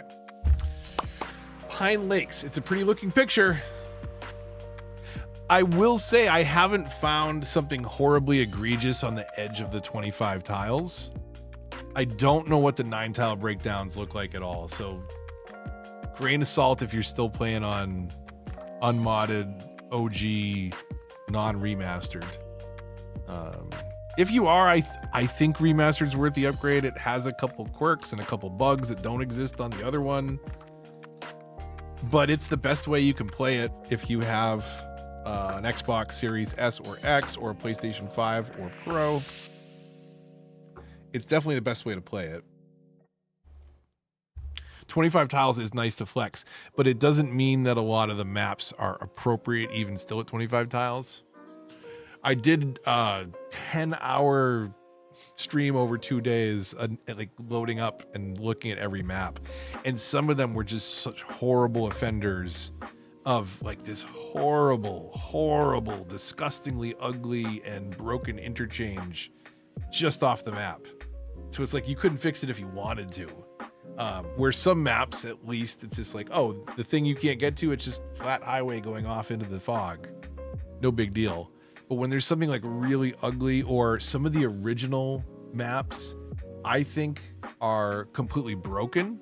If you want to do things like trains, they're going to be completely broken because they have really small triangular intersections, and trains can get stuck waiting for the next train to go because the segments are shorter than the train body, the train length. So literally, like if you wanted to use trains on your map, your external connections are broken on 25 tiles and you cannot fix them, which is wild. Like, but again, like, I don't think anybody tests this with console players or 9 tiles in mind or 25 tile limitations. Everything is built and considered on PC first and foremost. And you know, we get the scraps. It's okay. It's still the best city builder on console, in my opinion. And I don't think it's a bad city builder per se. It's just odd how some of it doesn't hold up. Has Phil been here? Is City Planner already starting a map on this one?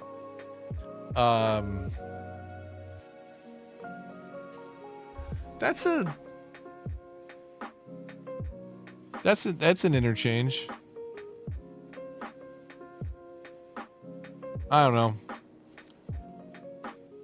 Okay. Tiles. Let's see where we can buy here, because this one looks like it's. I'm gonna be regretful of the shape here. I think I can tell already. Maybe not. It depends on what's on that other coastline. But I feel like we got a lot of land up there in the mountains top left that we're not going to touch.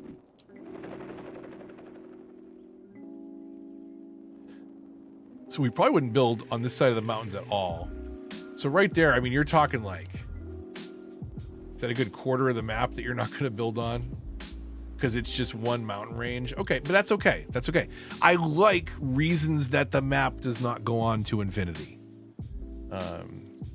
You know, that's unfortunate if you've got like a really hard edge, and natural lines are a great way to prevent that. So this does seem like it cuts off in a very decent natural place down here. I'm okay with this. I'm okay with how this goes off into the distance. I think I'm happy over here. I'm not crazy about the repeated use of the tree lines, especially when they're crooked in comparison to the road that they're lining up to. Like, that is not an accidental line of trees. That is very much an intentional line of trees next to a relatively straight piece of train track, but they are not parallel.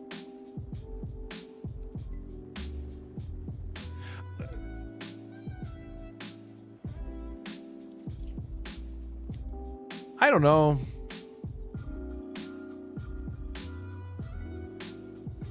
Not everything has to be perfect.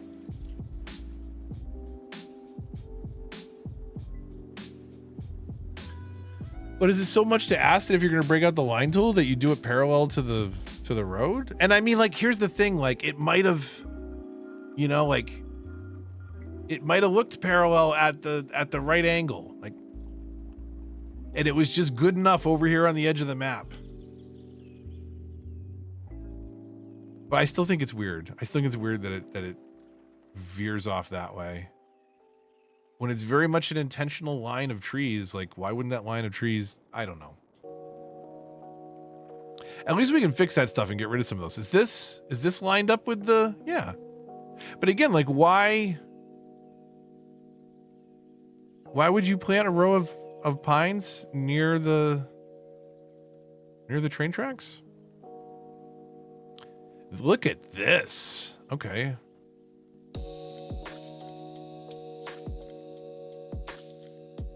So this looks cool. It looks cool. It looks cool. I'm just gonna hold on a second here. So eyedropper. Can I get a train track? No? Okay, here. Well, I just want to see something here for a second. Hold on a second.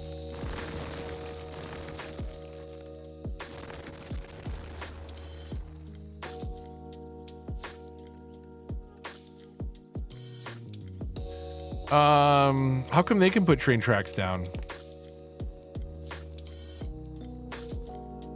they have any regular road coming off the highway somewhere? No zonable road over here? Come on, really?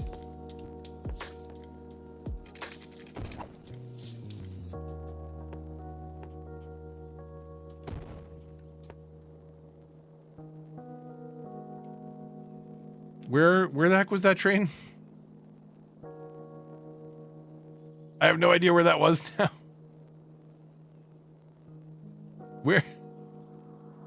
Where the hell was it? Oh, it's over here. Okay. So, like, you got this big circular thing, like, coming up and around this rock. Like, that's very cool if you're a child or building a Rube Goldberg device. But, like, if you're in the real world, you would have like, why give it this huge incline to climb up here in this short space when it could gradually climb around an even softer corner that you were forcing it on? Maybe this is some kind of like way for a train careening down the hill to slow its to slow its roll, so to say. But like, why would you like, does that look cool? Yes.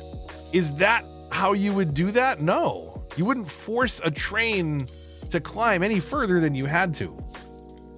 Any incline is lost efficiency.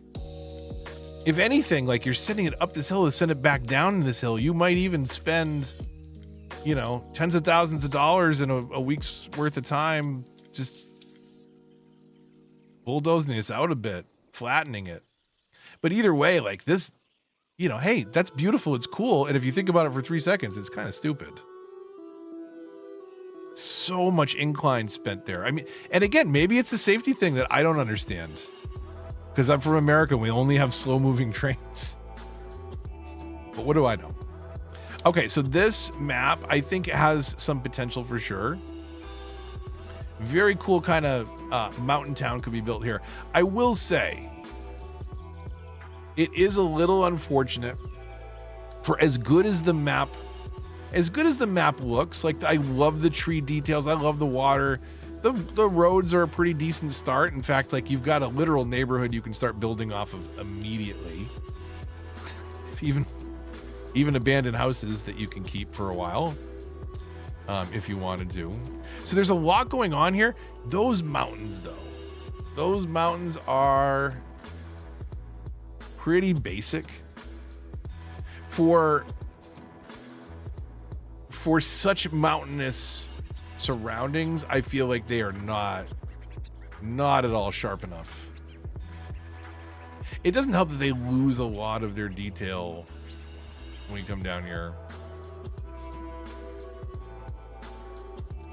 because like there is some color change that you don't see, but like the shape is still very much,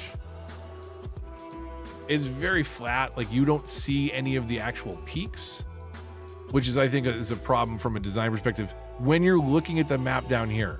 But like a lot of PC players like live up here in you know, kind of this overhead pivot. So when you're not used to coming down here and walking around, like it may not be as obvious, but those mountains don't feel right in comparison to their size. Like I feel like they should be much more jagged in spots, and not so rounded. But again, maybe my experience is just too limited. I'm expecting it to fit, you know, the slices of the world that I've been to.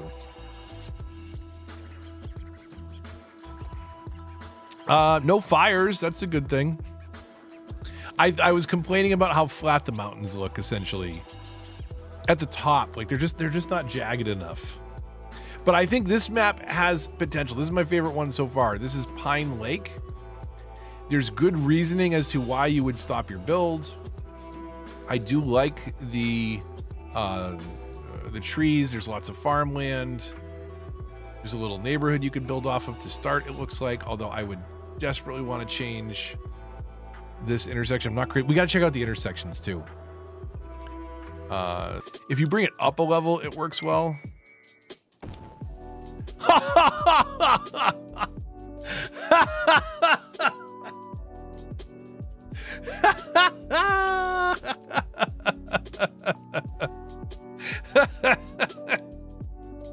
Oh my God.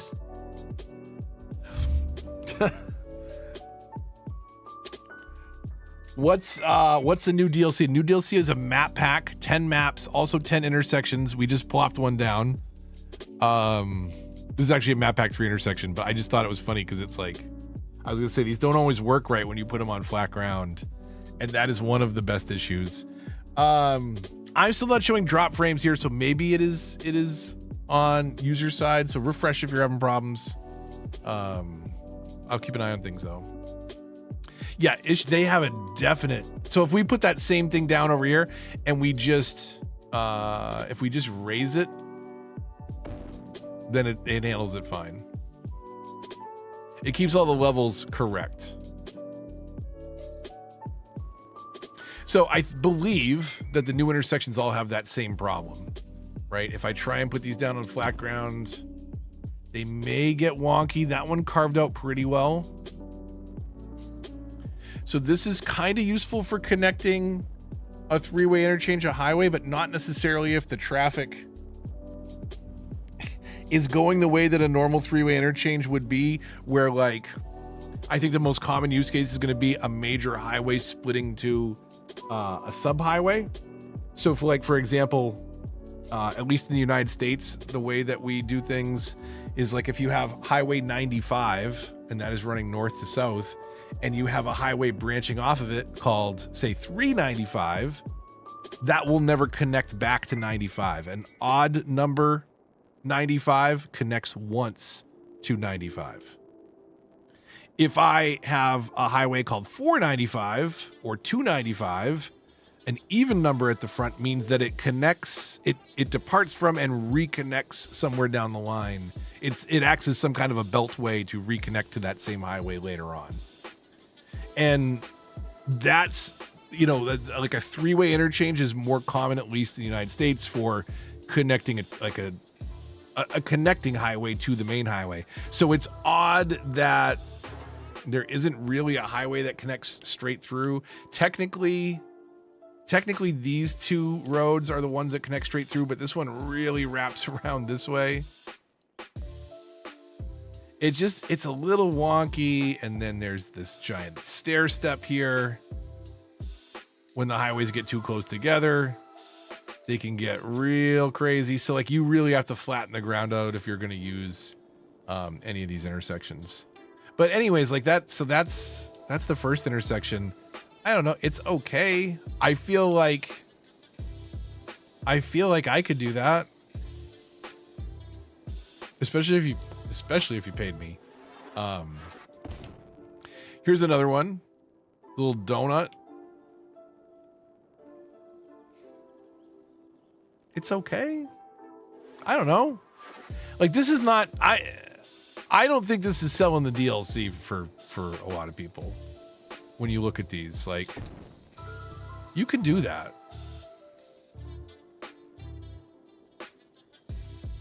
It's not like, that's not that tricky. It's also not, it's not particularly, it's not particularly beautiful. It's not, I'm not going to call it ugly, but I'm not going to say it's not ugly. Speaking of, this is a little harsh. So you've got these 4-lane streets connecting with a crisscross so that you're getting highway traffic off before you're introducing more. It's principled. It's very well principled. I would rebuild it differently. Like this is a good design concept if you have highway going each direction, through a downtown urban area connecting to side streets. Like you kind of want to do something like this. I think I would do it over a much larger space so that I don't have to get so wonky with these interchanges. Or, you know, I would take the time to build a little depression here. It doesn't have to be a tunnel, but just bring the ground down a little bit so you can bring this over with less height. You could finesse this, I think, pretty quickly and make it look a lot better. I mean, do I prove my point? Hold on a second. Let's see if we can do this real quick. So we'll go over to highway tools. No, we'll go over to landscaping. And let's see. This probably isn't worth my time, but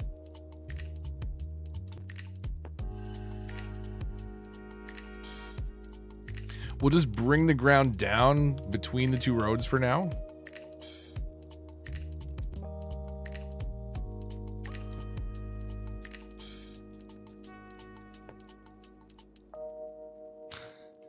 You're an ADHDer as well? Okay, so you know that this is not something that we can avoid right now.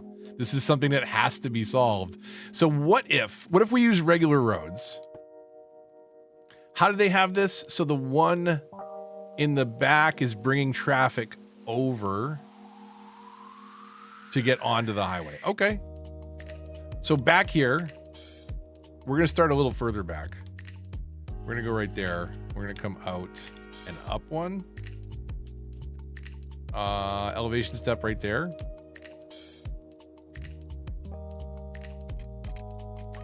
Can we keep it even to the road? We have to snap it to a node if we, or I had snapped it someplace else.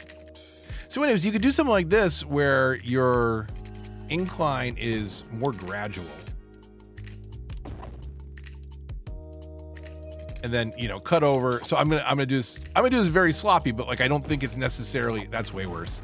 I don't think it's necessarily worse than, you know, what was done on the other side. You just have to be careful kind of where this midpoint is, and then you could even start taking it down over here. So like if we did this.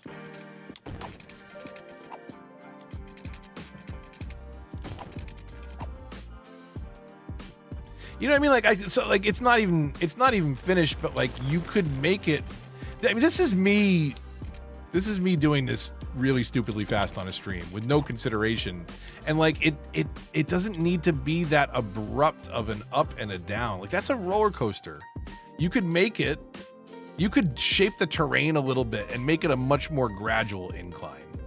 And this is not a great example of it. This is a really fast way to do it. And then you bring the other road underneath, which we've created plenty of space for. Like, again, I'm not saying this is perfect by any means, but just a quick example of how if just lengthening the road segments a little bit could make it look a lot smoother. And I guarantee if you gave me 10 minutes, I could make a much better version of this intersection. In fact, like, that kind of gives me an idea for a series, like recreating these intersections, tutorials on recreating these intersections or better versions of these intersections for handling traffic without mods. That's a ramp for the donut truck. Exactly. Yeah, that's a jump over there. So like, okay, did I make it perfect? No, but like you see, like even just a quick change in the slope can make it look a lot less drastic. So anyways, we were talking about the new intersections. And I was showing you how I can build just as sloppy of an intersection for $0. So this one's okay, but I don't know if you were here on the stream earlier. I have a really simple diamond interchange that is it's way worse than this. And like this is very easy. Like literally, this is a highway. You have a road, and you connected it with a like. I can't even understand what that is adding to the game, other than, hey, we asked you to make 10 intersections and you only had 9. Oh, hold on a minute. I'll get you one. So we'll come up 3. We'll just do this real quick. We'll try and keep the segments pretty even. Which does that keep? Yeah, that kept all the supports good underground. And then we'll grab the 4-lane. Is it a 4-lane grass road? 4-lane grass line street, and we'll come about through the middle, but at like a slight angle. Nope, we want it on the ground.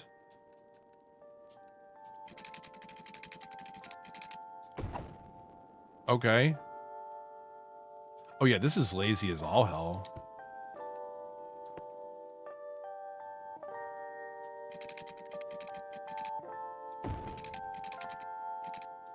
$0.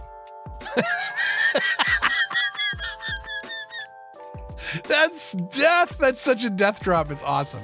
Okay, so you wouldn't do that. Like you wouldn't, immediately drop it down. But you could come down in segments. Come down 2 clicks.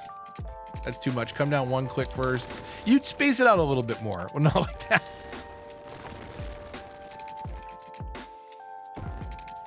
Something like that,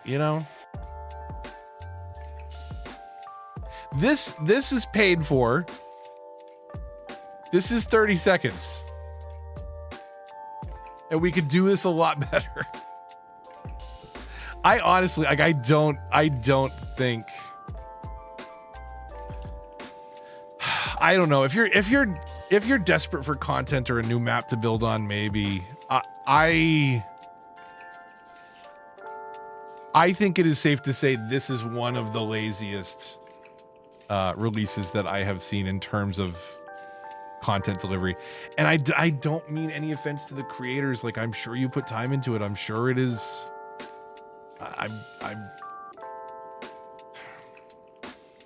It's, the buildings aren't bad. They're just like, it's just more of the same, and it doesn't fix the problem with the game, and the game doesn't help by throwing the same building next to one another 15 times instead of finding a way to pull from the pool of the other buildings.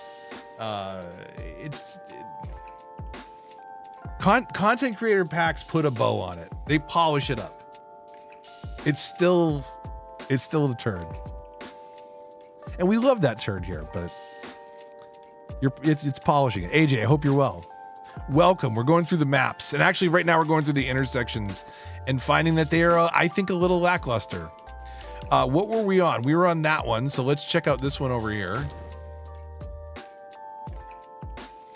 I mean, that one's kind of okay, but again, if you don't flatten the ground before, this is a remastered problem.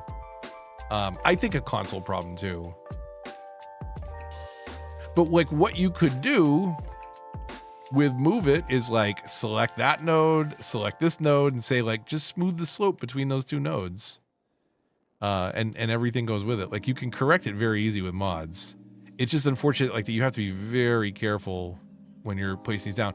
Functionally though, I think this is one of the better looking ones. It's a little weird though because it comes out into a non-parallel highway, which is always fun. Right? This is not parallel. Yeah, no, this is heading directly at each other. So like what should, I mean, I'm just going to say like for the ease of players at home, when you're doing something like this, like you should have your highway set first, right? Spaced out from one another. Connect your roads to that.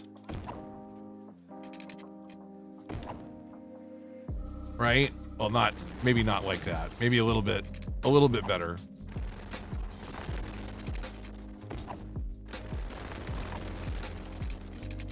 Something like that, you know, and then you delete the straight segments, but then at least like when you have like when somebody wants to come in here and build a highway off of it, they can like, oh, I can extend this highway and it goes straight. It doesn't go into itself with the default snapping. So like, I think if you're going to charge people for maps, I don't think that that's too much to ask. Like some basic courtesy of me being able to extend a highway straight if I wanted to.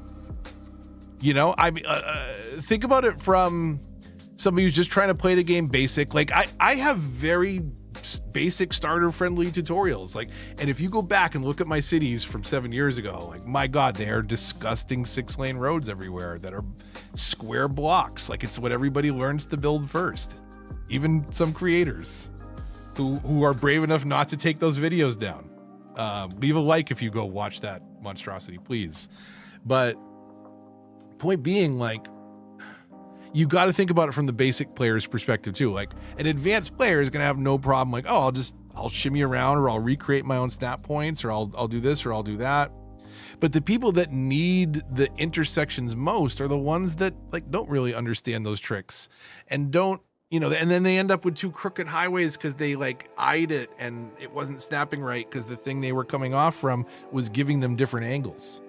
And that was a particularly bad offender where it like was crashing into one another. But if it was like a degree off and like your highways eventually separate, like that could be annoying too. So like you saw it took 2 seconds to fix that. If you're going to charge people money for this stuff, like, I don't know. I think that is an easy enough ask.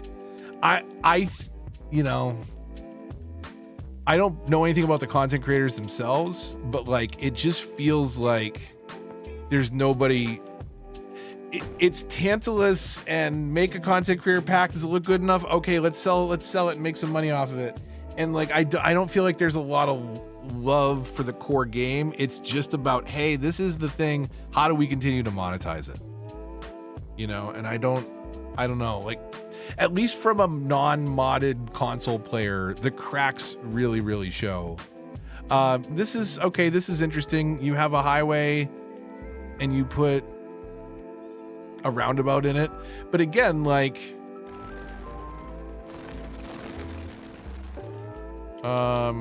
roads, highways, right? Is that highways that we're on? That's highways that we're on.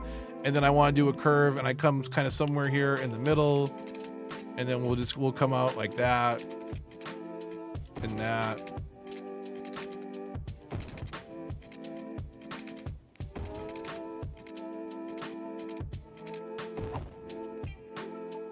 So curve that. Nope. Okay, it's gonna be a little funny because I didn't brace it.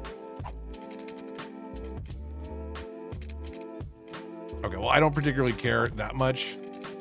I know it's bending the wrong way, but like, come on. Where's the roundabout that we just dropped in? Like, it's a circle. This is not like this. If you've been playing City Skylines for a decade on PC or 8 years on console, you've built an interchange like this, and you know what happens to an interchange like this if you've been here for a while. I'll give you a little hint. Traffic is going to absolutely dumpster it. It's going to fill up once and never empty ever again, is what's going to happen to it. Hope you don't need to get anywhere. Yeah, I wonder how many batches they got left, because like though the player base is still averaging more on CS1 than on 2, it is still slowly dwindling. And there's only so much of a market. I mean, I guess you keep bleeding money out of the whales. Like, I'm a creator and I want to show this stuff because I think some people will come here to look for it, especially from a console perspective. And I want to give them an honest take on it. So like, I feel like I have to keep buying any of the DLCs they push out. But I also, obviously, I have no connection to them. And I wasn't afraid giving honest criticism when I was connected to them. They said that they could handle it. I don't think I said anything particularly offensive.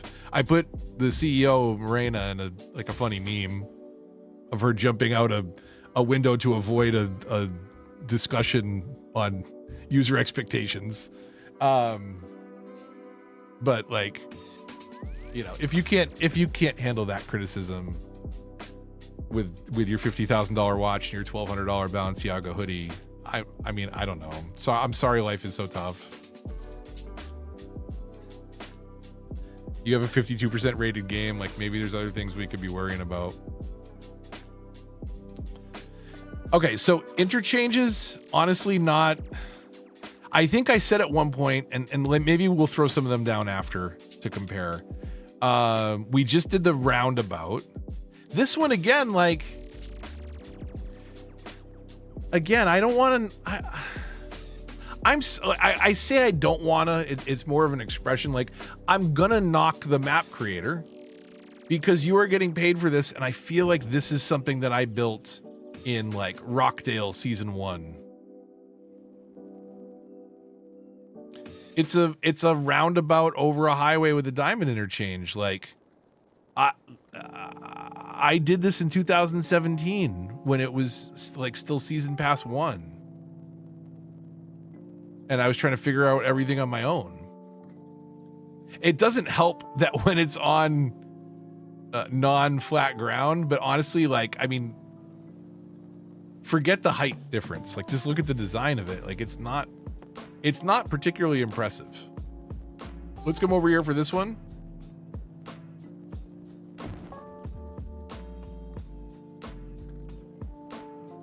Can we try to put it down here? Will it be flatter over here? No. Over here?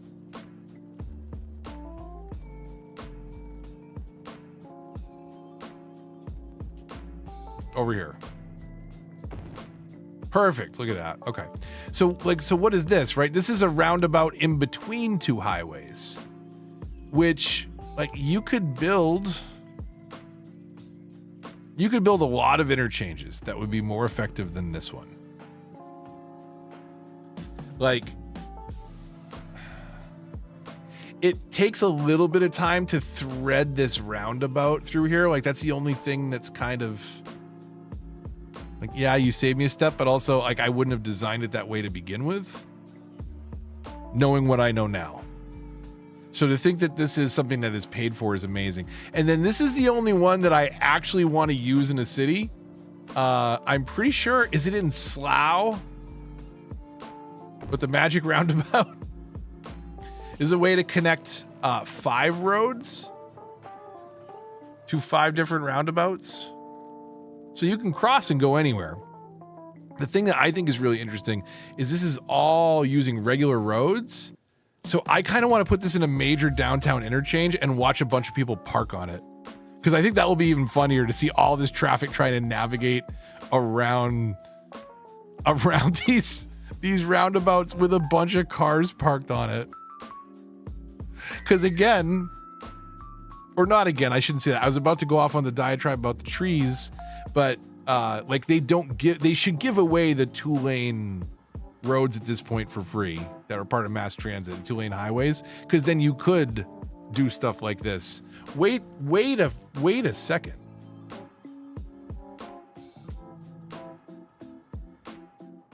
What? Why are both of these facing the same direction? These are not facing the same direction. These are opposed. These are opposed. These are opposed. This is broken. Who? Does nobody double check their work? You're selling this to consumers for money. I correct this stuff before I publish a video on a YouTube channel that I do on the side. Like, I take this shit more seriously. You're charging consumers money for this crap. I'm sorry, like, they're so, I'm like, I can't like walk the fence of pretending that this is okay. Like, they don't give a shit anymore. This is the lowest effort crap I have seen from them. I am sorry to the content creators behind this, but this is really disappointing. This is particularly disappointing. This is such a simple fix, right? But like, here's this intersection that you can drop in your map.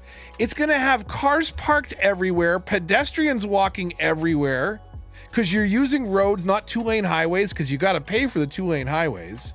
So like, what's the point of this intersection if it's going to completely break down? And also if it's not going to route traffic correctly because you forgot to put the lanes in the correct direction, you idiot. I know it's such a small fix. Like, okay, what's this guy's he's getting so angry and he can just fix it in 2 seconds. I paid for it. I shouldn't have to fix it. I shouldn't have to notice the problem on an intersection that I paid for. I paid to have some convenience. I gave a company money. They gave money to the content creator that sold them this. And nobody at the company apparently looked at it, because I look at this shit for 10 seconds and I find you fucking problems, you idiots. You're so stupid and lazy. Like, how can I'm not even trying to find the problems. They're just staring you in the face. I get criticism for you that you're not gonna like. If you thought you didn't like the criticism up until this point, and this is the shit that you were gonna shovel out to consumers with such low, lazy freaking effort. They never gave a shit about the console community. Because I would have to guess that the console community is a major market for these DLCs at this point. They do have more players on PC playing Skylines 1.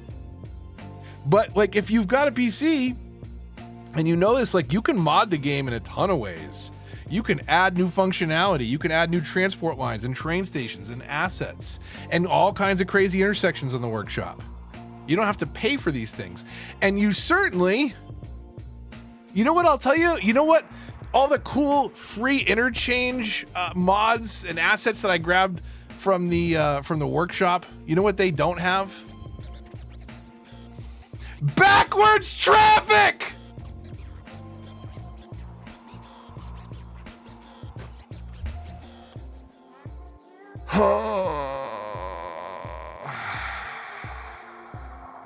It's so freaking lazy.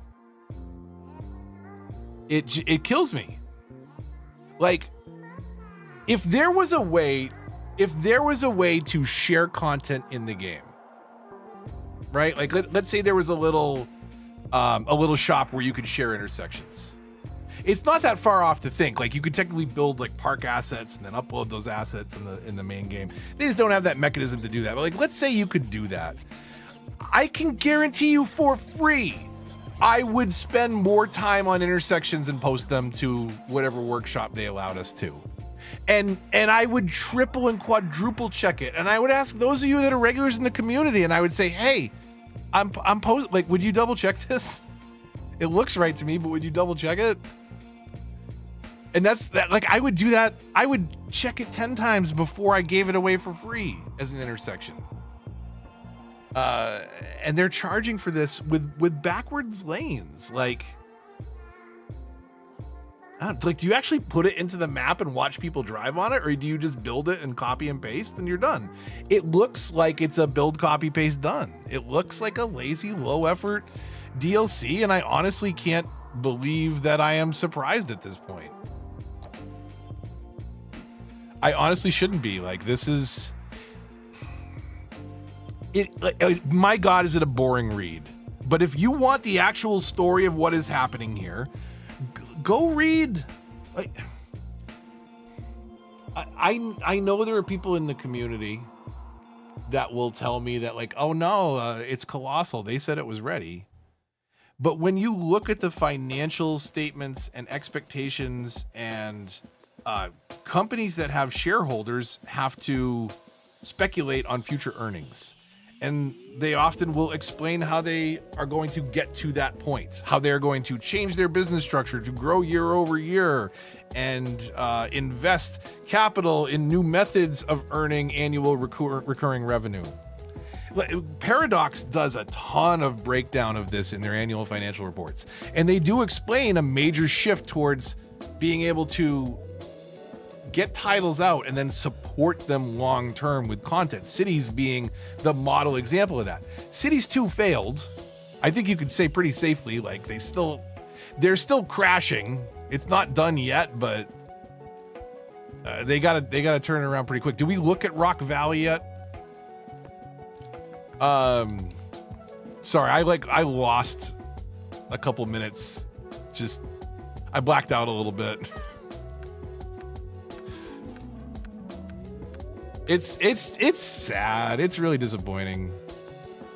It hurts me more because, like, you know, I saw, Fallout 4 is not the best game, but I enjoyed it a lot because it was Fallout in Boston. And then Fallout 76 happened, and some people like where it has come to. I can't stay far enough away from that game. It doesn't interest me at all. And it hurts to see like a property that you really like go downhill, though I'm sure there's plenty of old school, was it Black Isle, Fallout 1 and 2 fans that hated everything Bethesda did to it. But I like what Bethesda and Obsidian did for the first 2 or 3 games that they were under that umbrella. But then it just takes this turn to, you know, a live service game, and now we're looking at maybe 2035 at the earliest for the next Fallout game, when they really missed the boat on all the success of the Amazon series. But like, to see that sucks. You know, like to see a franchise that you really love kind of dwindle or fade out or not do something right. This Cities was particularly painful for me because I've been, you know, I've been a part of the community for a long time, and I had some inside connections there and got early access to things. And I was bored with Cities 2 from day one, and it just it kind of shook me to my core because I was like, damn, this is where it's going, to a game that I don't really care about. Like, I don't have fun playing this game anymore. It was the game that was never fun to me, regardless of the looks or the performance or any of those other things. Like I said, I never had fun playing the game. I just wanted a better looking, better performing version of the same game I was already playing. We didn't need all the new mechanics, and I think they're still trying to fix some of those broken systems. But it's just kind of wild to see, like, you know, you can watch the making of documentary and them saying it was ready and it was their decision to push. But you can also read Paradox financial statements and how important Cities is to their financial success and how important bleeding DLCs out of existing properties is to their success.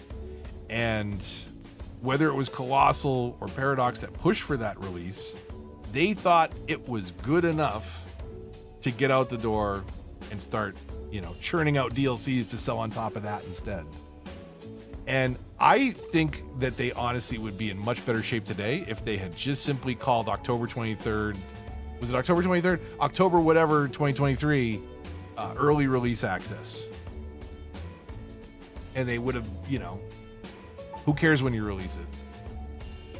They could probably still be selling content creator packs in early release. Like Arc did it. Lots of games do it. So they could be doing that stuff. But here we are instead, buying map packs, and the intersections absolutely blow my mind. I feel like those are some of the lowest. I'm sorry if they spent a lot of time on that. That is some low effort. That is some lower effort stuff to pay for. I am absolutely thrown by those intersections.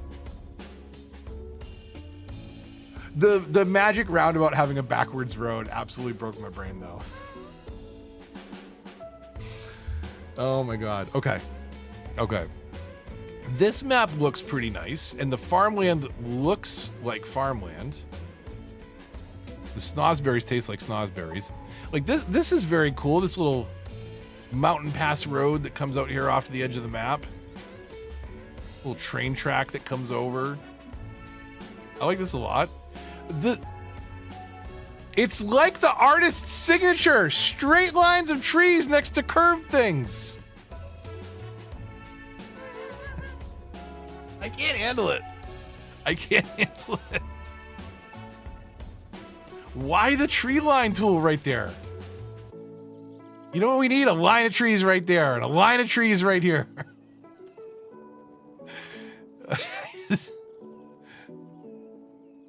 There's some trees along the highway. There's got to be another awkward straight line of trees somewhere, right?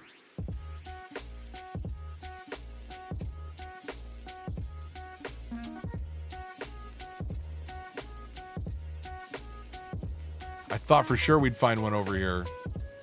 How does it look off map? What's going on over there? Train splits. This is nice. I like this. Subtle enough. Especially over here on the edge of the map.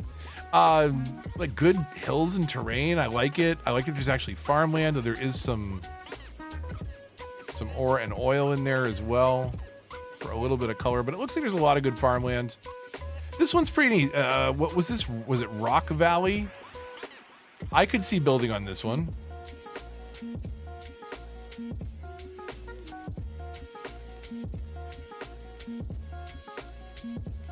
Is that one from the last map pack?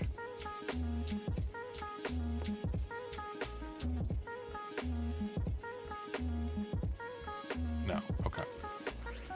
I thought that was one of the last map pack ones that they squeezed in there. Okay, well I think that's the best map so far. The intersections were such a major letdown, my god. I'm reeling from it. That like none of them are intriguing to me and some of them are outright broken. I do have a new Boston map I was working on. The external connections are such a pain in the butt on console. Okay, that was Rock Valley. Ronstein Castle? Ramstein Castle. It freezes every time. Don't rename your cities, kids. It doesn't want you to. So far, I'm going to give this a big pass recommendation for everybody. Unless you feel a really strong connection to one of these maps, but...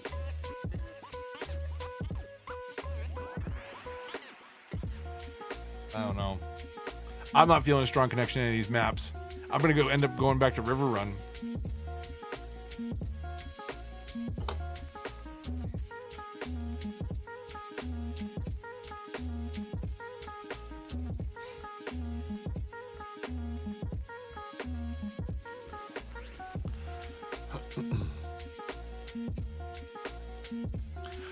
I'm playing cities.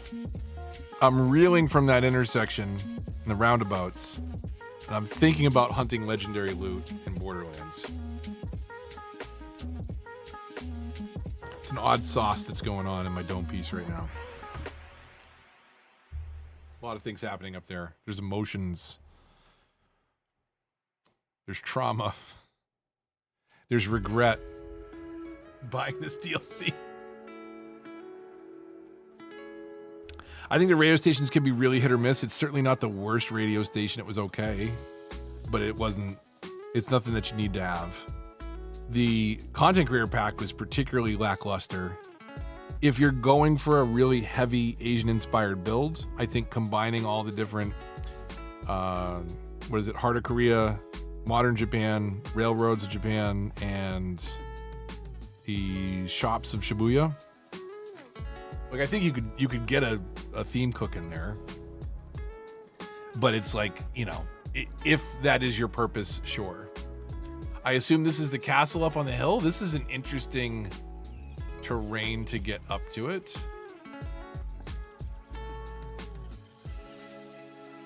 That's pretty wild. And then you got the bridge here. Okay, can we... Oh, you know what sucks? We need Move It.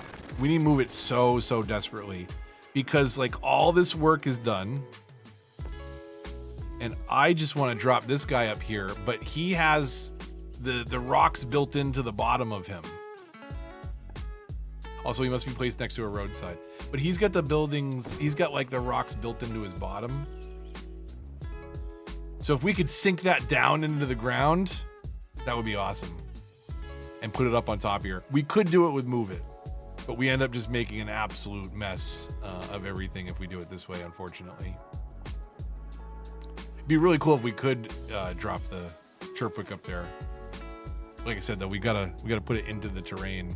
So what have we got over here? Some very square roads. Okay, let's buy our tiles. Find our edges, get inspired or angry.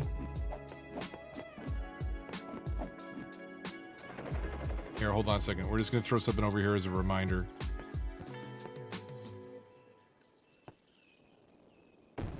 Okay. So what do we have on the map? We've got the castle, which I've already butchered.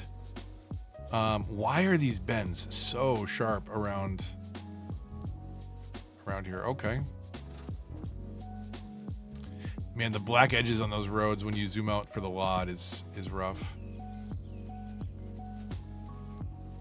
What are they using? They're using highway off-ramp single lane roads all the way around here? That's weird.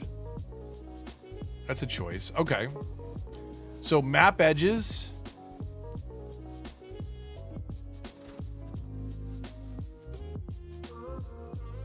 Why wouldn't you just round out the terrain here and support the...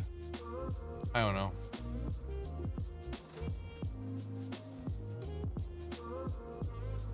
Right, because if you were going to do this,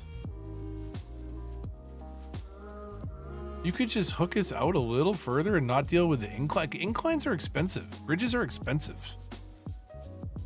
You would bring this around that terrain, not build a 100-foot bridge. But okay. We're getting mad at the wrong things. We're getting distracted here. Over here, this is, again, unfortunate. I hate seeing, like, this giant open space... But why would this space have buildings and development, but over here would not? So you kind of almost have to stay away from this side of the river altogether. You got the old castle here. You got to have a way to get to it, which apparently this also 90-degree bending road. I don't get the 90-degree bends in those roads. What's up with this over here?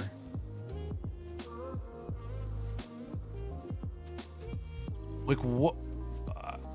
I don't know. Like, Is it just me, chat? I feel like this is me in 2017 saying like, oh yeah, that's good enough. Not let's charge for this. A 1 lane becomes a 3 lane. There's 1 leaving, 1 coming on, 3 ahead. 1 lane becomes 3 lane, introduces with 4. This is, it's weird.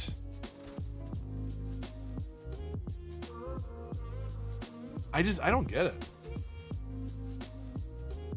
Terrible with the highways, yeah. I mean, like, they look good from the satellite. Like, it like looks cool, but doing anything to it, or if you have these LOD problems, again, as I don't think this is a problem on PC. I think this looks fine on PC, and I think it's remastered, especially that does this to the terrain.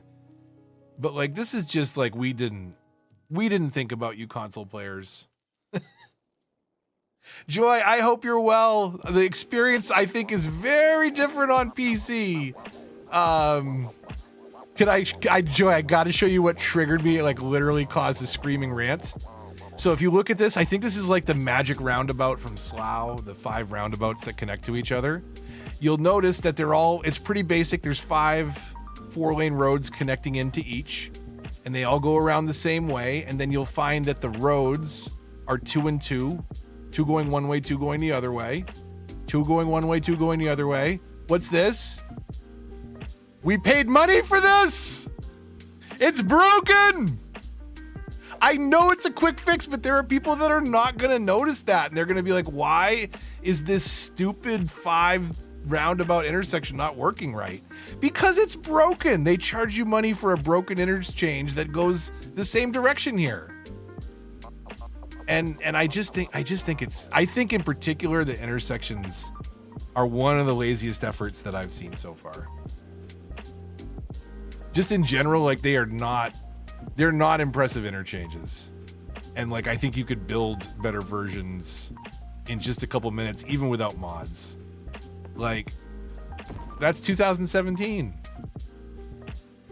That's a diamond interchange connecting to a highway roundabout. Like this is what the community was doing in 2017. Before they learned about Move It and slip lanes, and mass transit gave us multiple lanes. I don't know. I kind of let's look at 3 for a minute. So these are the 3 interchanges. That's beautiful. Now, okay, the terrain still a little messed up. We still have to flatten the terrain, but in terms of this interchange's structure, like the structure of these are much better. I don't like this one that like curves away from itself. It doesn't create a natural bend in the highway. I think it's really an odd choice. And I would change some things about some of these, but these are unquestionably better interchanges.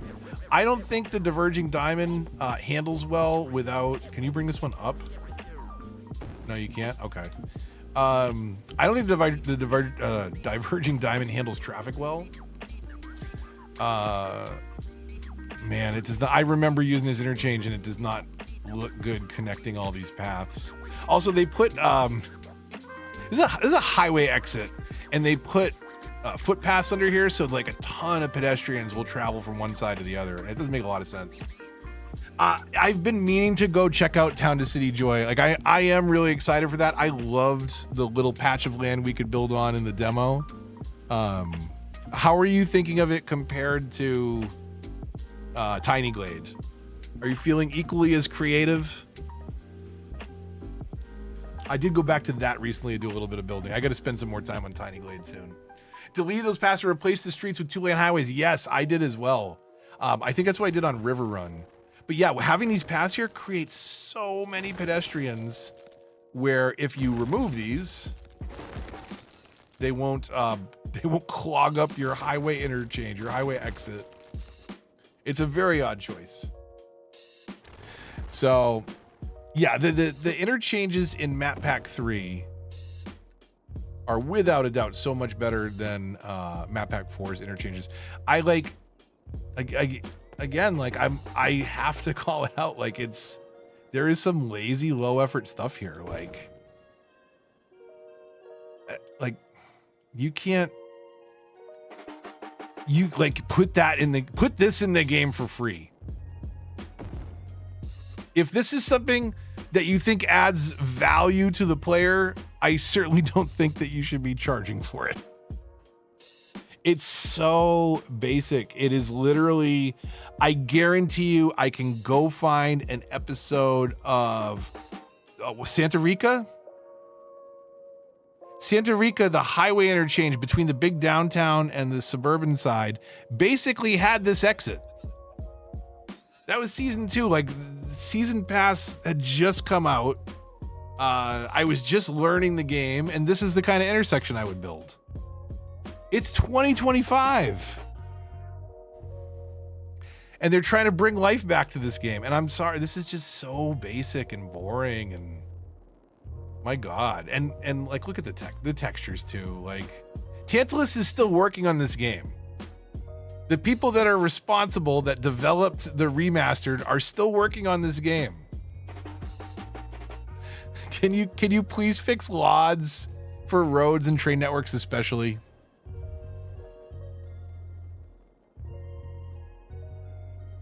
Love the road tools in City Town as well. Yeah, I wonder how much did they give us access to? I probably don't know a whole lot yet.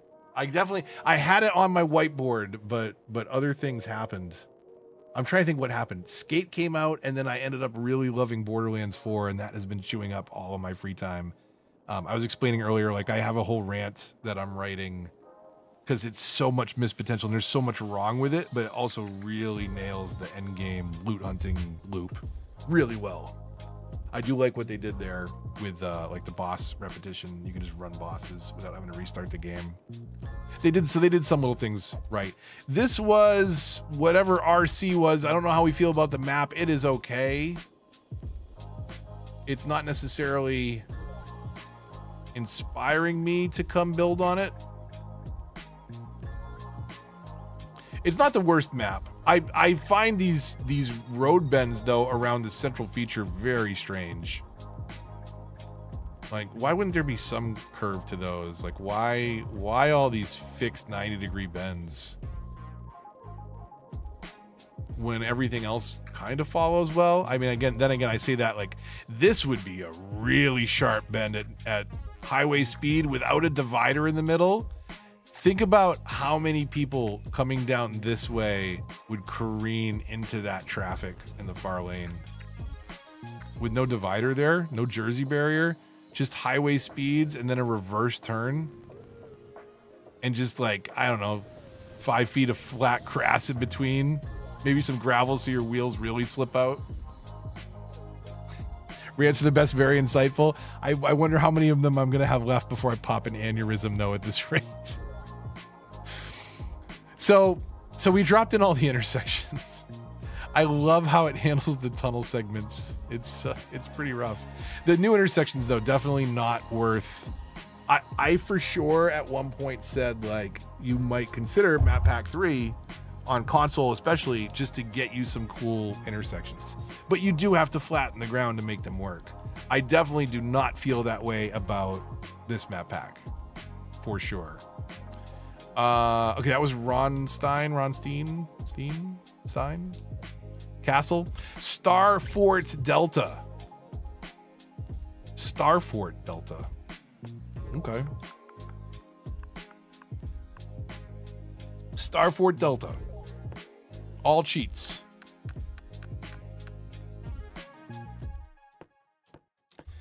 And we load. My driving could not make that curve. Yeah. It's not a safe curve. I mean, and that's the thing that I have found myself doing is, like, when I see stuff like that in my builds, I'll like, oh, well, let's raise the highway here so there's at least a Jersey barrier or a sound barrier on that segment. Little things like that can bring a lot of realism to a build. When you start thinking a little bit more in terms of, like, how infrastructure would be nestled in with other parts of the town. Okay, so I have definitely got to put town to city in the short list. In fact, I'm pretty sure I wish listed it, but did I buy it yet?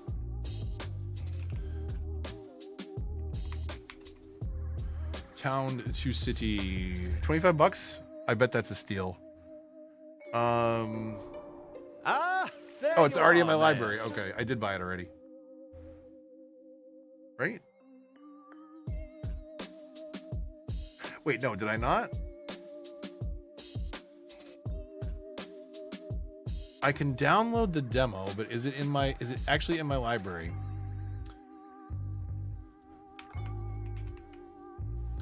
Town to city update queued, update. Oh, hopefully that doesn't impact the stream. It's probably a small game. 20% complete, 30% complete. Okay, we're good. No buffering, please. 70% complete.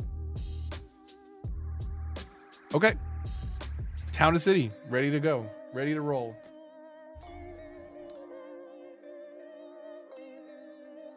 I gotta catch up on what you did on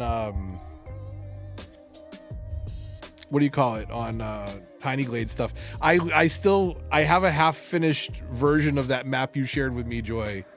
It's really like, I really love how they did the undo and replay, and like they made the sharing and like the video creation really cool for that game. Okay, so guess what, everybody? There's a line tool. It at least looks parallel to the road in this instance. I think something was planned here. This is called Star Fort Delta, so maybe these are these crop circles, like alien stuff going on out here? Let's take a look at our tiles and where I do not like that that's where the top of the 25. Oh! Why? Why did you give me 4 tiles of water? Okay, 3.5 tiles of water. Like I can't do anything with this.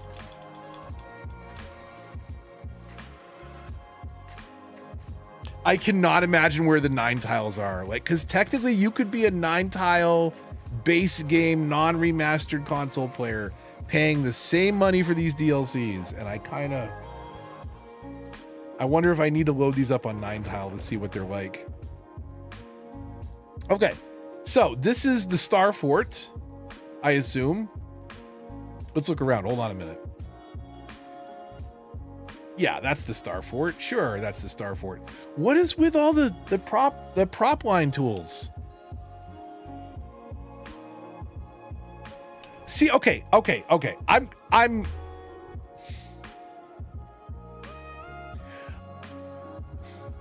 again, I say I don't want to accuse, but j'accuse! This is a half-finished map. These are outlines for where you were going to put farm plots and roundabouts.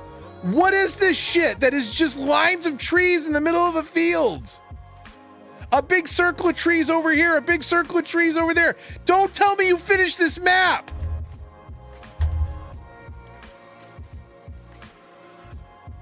Is this a finished map for real?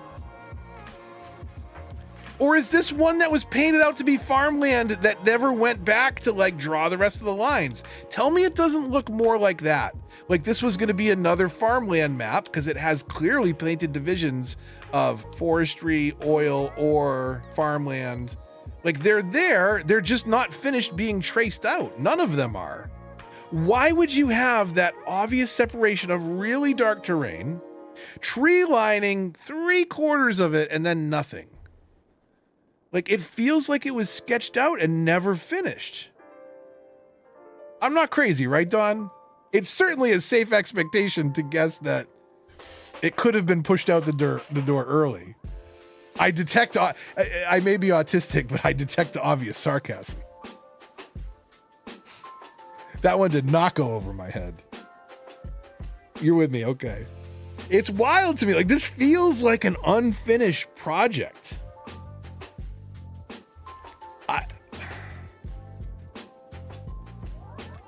Like what is this?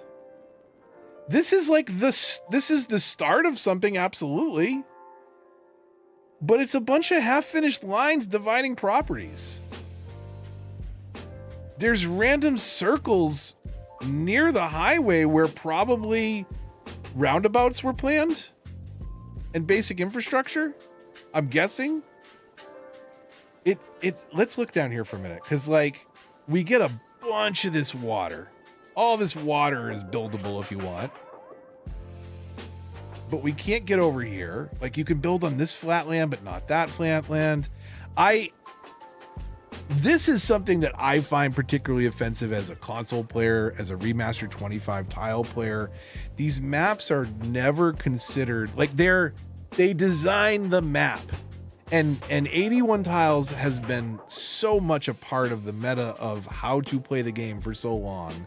Like people play quote unquote unmodded that still have 81 tiles. Like, oh, I play unmodded. I have the entire map unlocked, but I play unmodded. Like, it's just like such an assumption of how the world works that you don't have, it's the outside box that you have to worry about, not the inner box that you have to worry about. Because that was one of the first barriers that was torn down with mods way back in the day. So I feel like, and I've made this complaint in public and in private to some of the people that make the maps. And I was assured that no, they're very much designed with 25 tiles in mind. I then will remind people that they are also selling this to people who play on 9 tiles. And that very much is not a consideration of these builds at all. There are very few maps that are good for 9 tile. That flickering of the road is just great. Okay.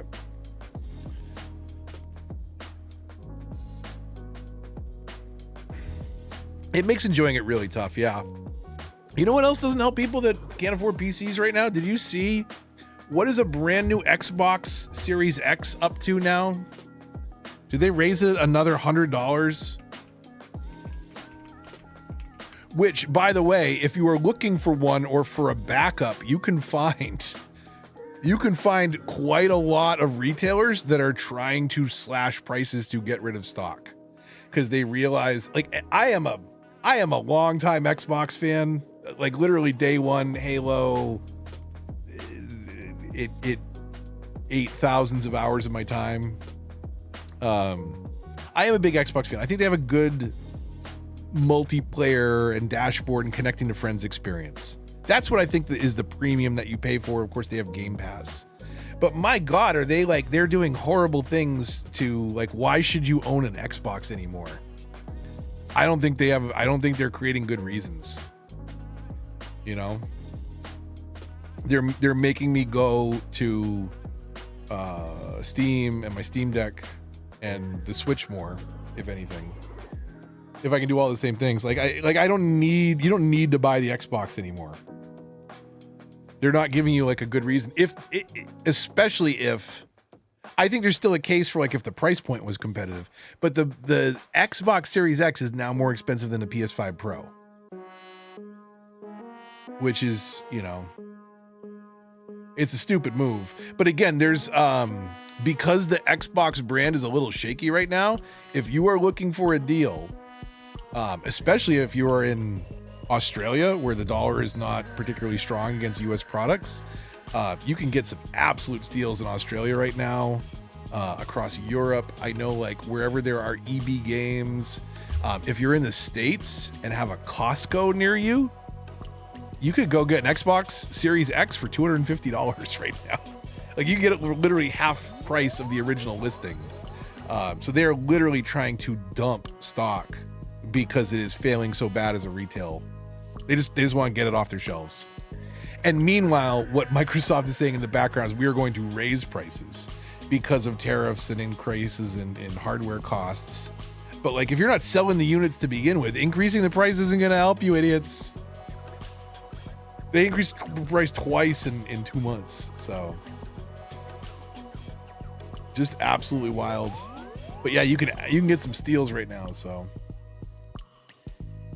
They just got removed from Costco today or yesterday. So they probably sold out of most, or they're shipping them to like one location to sell out. Yeah, that's crazy. Like, think about that. Like, Microsoft game console can't buy it at Costco because it doesn't sell. It's wild. God, you got it when it was cheap. Yeah. I know. Can I say one thing that I am really, really excited about? Because I have watched a lot of games go by, and like the reason that I am playing Borderlands on, let's just fly around some random cinematics while I rant. The reason, of course, it's such a map fog. The reason that I am playing Borderlands on Xbox is because I have a 3080 and I like to stream and record. I only have the one box, and I don't have the most powerful. I get a 10700K CPU, so like it was great at the time, but it is getting long in the tooth for newer games, especially games that aren't performing well even on 5090s. So that's the reason why I'm playing Borderlands on the console now. But I am so excited. Well, I'm excited I'm not, because I'm still going to play it on console and PC. But Battlefield is coming. There are a lot of hackers from my experience on the beta. But I will give it a try. I'm going to play it on console as well when I aren't playing with friends that are on PC. Because like I don't want to deal with the hackers. But if you're going to cross-play with friends that are on PC and you're going to have PC players, then I will probably play on the PC. I'll buy both. But I was so excited to see the Battlefield 6 system requirements. Like, oh god damn, that explosion scared me. I went to the Steam page. So minimum is an i5 with a 2060 or an RX 5600. Recommended is a 10700. I have a 10700K. 16 gig of RAM. I have 64. And for a video card, a 3060 Ti, I have a 3080. So like I am above recommended specs for a major release title for the first time in a long time. I am so excited about that. They didn't go overboard in the graphics. It does look great. The beta played fantastic. I am really excited about Battlefield 6 not going overboard on ray tracing like they did in past titles. Like they said, nope, we're not even bothering with ray tracing anymore. So it's wild that like literally an entire generation of RTX cards was born to support ray tracing, and big companies that could support it realize it's not worth the performance drain. So, hey, did you see those trees in a straight line by the side of the highway? I sure did. So, yeah, this I don't know, like maybe you could tell me otherwise, but I would like to accuse the map maker of probably not finishing this project on time, and there being a very uncomfortable discussion and someone saying, you know what, it's good enough, ship it, it's not as bad as Cities 2. So let's roll with it. Kind of a sad state of affairs though.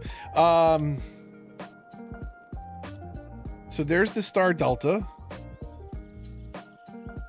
which is World War II trenches and prop line tools and a lot of vegetation that loads in way, way, way too close. It just literally does not exist. Like, why do those little, okay, look at the little bushes that are there. Someone worked on, okay, so there's what's called LODs, level of detail.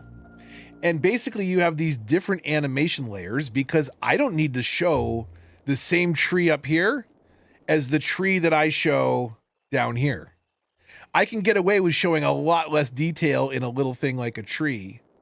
But notice that the tiny little bushes, even at this height up in space, they still exist. But if we go down, these giant things, which, you know, to remind you, like, they're overlapping on one another, but like they're pretty big. That should have a mesh out here. Like that color should not disappear from existence. It's wild. It's just wild. Parking lots. Oh yeah, parking lots are the worst. On River Run, like I would love to like have like a little helicopter shot looking down at the stadiums, but it's just empty concrete because the lines disappear.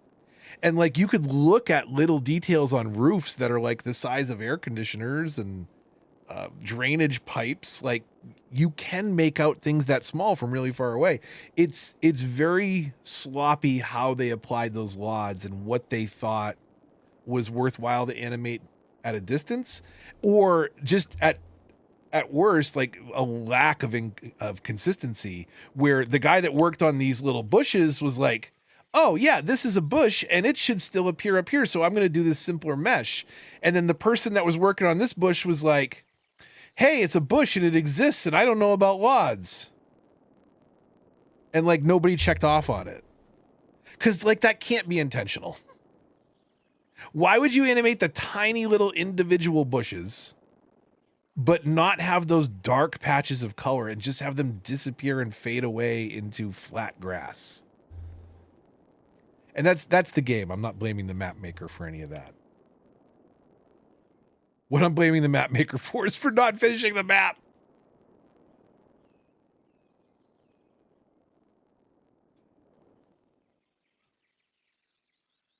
Like, there's an abandoned house out here. There's no roads out to it. Nothing. Just an empty field. Used to be some rows of trees, but they took some of them with them before they left. It's so weird. Okay, my music stopped and we're just listening to the quiet drone of this sad little city here. Okay, let's see the next map. Star Delta ain't it.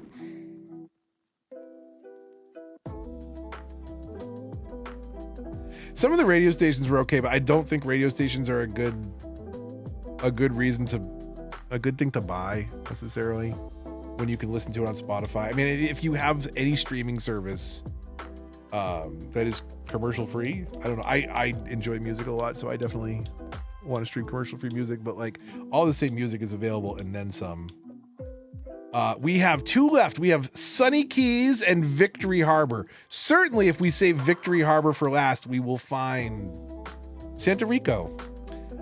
Sunny Keys. We will find Victory at Victory Harbor, I'm sure. It will be the best map yet. Emerging Downtown was amazing CCP. So was Countryside. Yeah, I didn't get into Countryside because I don't know how to build small countryside stuff. Spoiler alert, Victory Harbor is ass. No! Give me like 20 no Pepes, please. If you remember. I mean, I gotta save the gifteds for city streams. Then again, I think there's gonna be more Fallout before there's a lot more cities. I gotta get River Run going, but I also gotta get back into the Fallout mood for December. I hope that they have something exciting for us, like some kind of Fallout 3 or New Vegas remaster, or God, if they just borrowed what the community was already doing and paid them. They were working on Fallout 3 in Fallout 4. Like, there was already a community of modders working on porting the game over. And they probably are going to do a better job than anything they try and do in-house.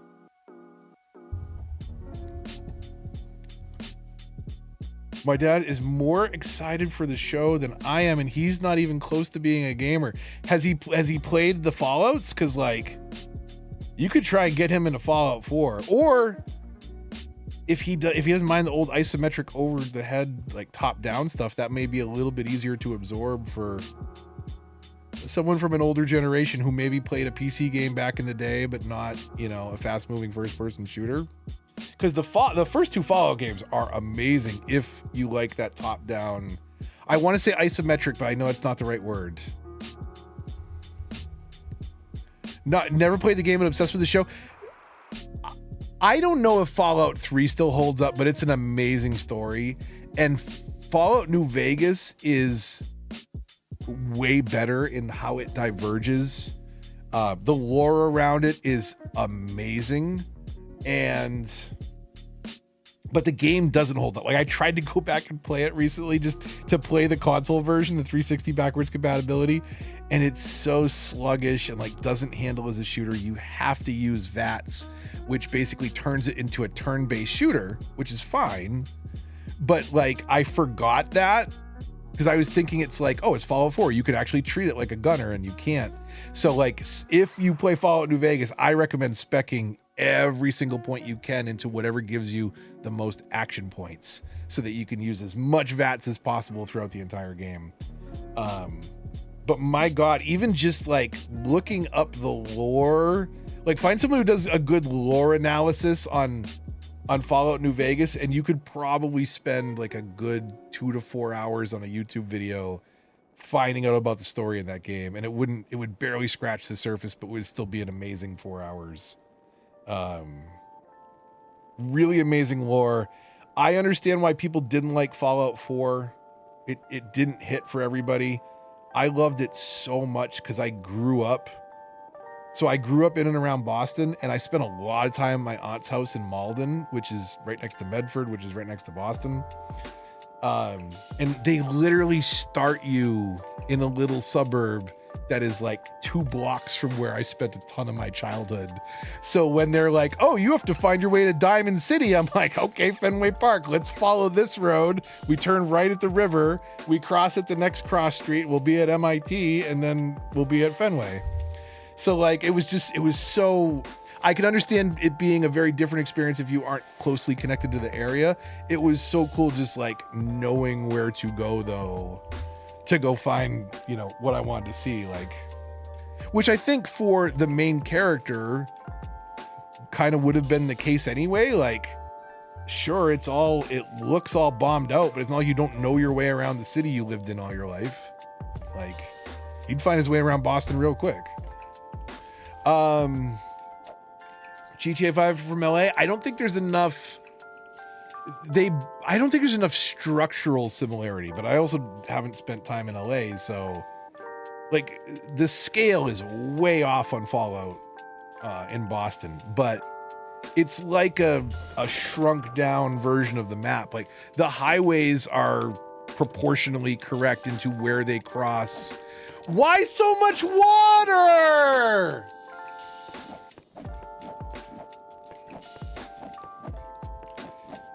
It's a lot of water. That is a lot of water. Oh my God. Come on. Okay. Can we safely assume that this is an ocean and not a lake, probably? Even if it was a lake, I think like a bad storm day could be problematic. But look at how flat this is. Imagine a tide swell in a storm.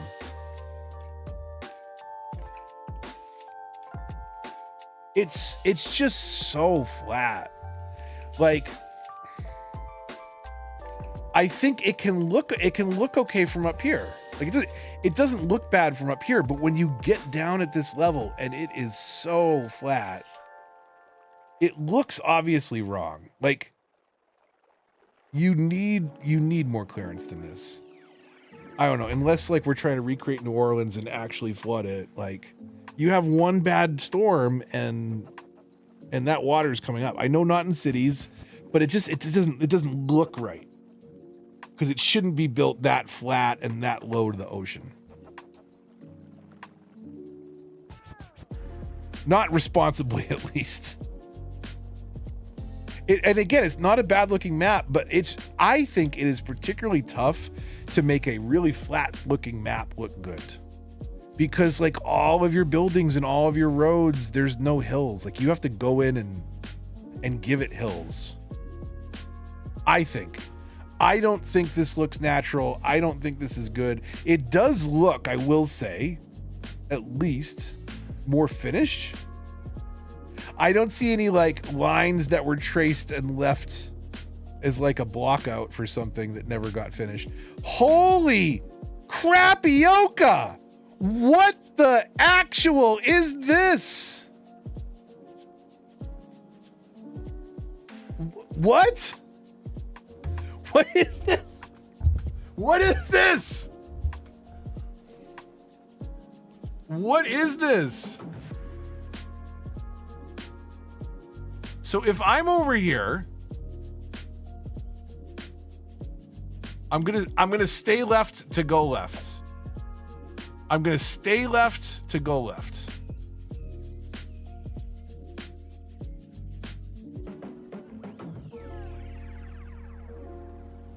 Okay, here we go. This costs money. Okay, we're gonna stay left. We're gonna crash into the Jersey barrier. We're gonna stay left again. You know, like, okay, if you're building this yourself, you did an excellent job at this intersection. If you're charging money for this with lights poking up through the highway below,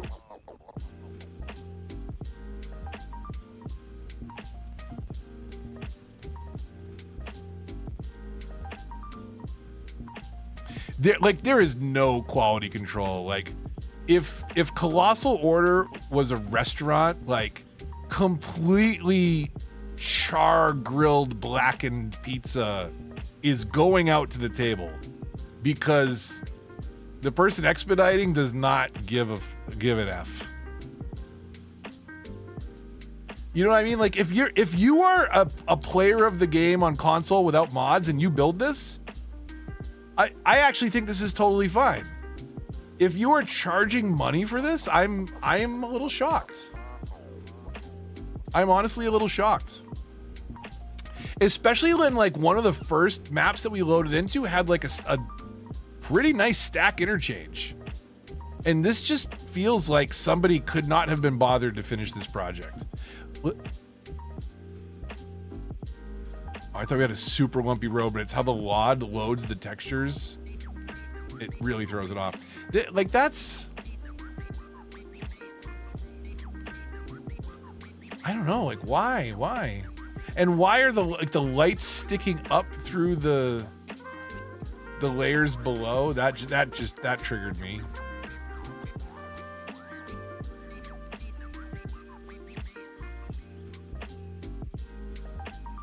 I don't know. This is a rough DLC. It's a tough time.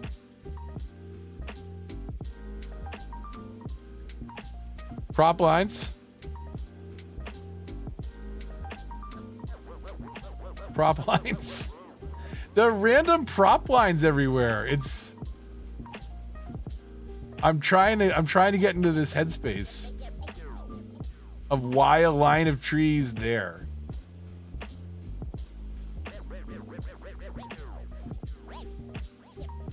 But okay. So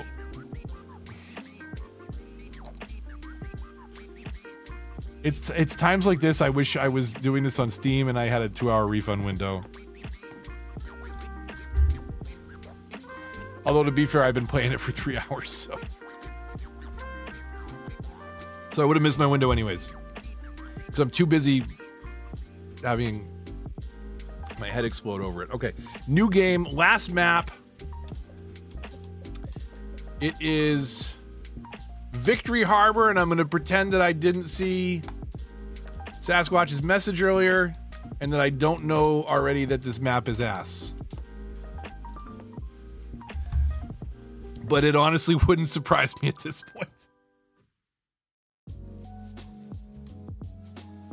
Oh, man. Okay, well, town to city soon for sure, for certain. We are going to do some town to city. I am also going to, in my free time, push my Borderlands build as fast to 50 as I can before they nerf all the Vex bloodletting and easy boss kills.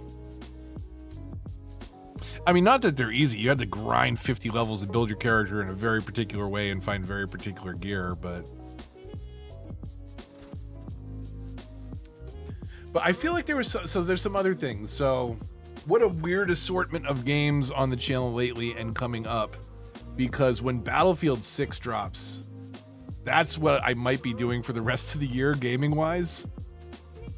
So we'll try and get some co-op action on there with my brother-in-law. Is usually pretty fun, although he works second shift, so we are going to be on some late nights.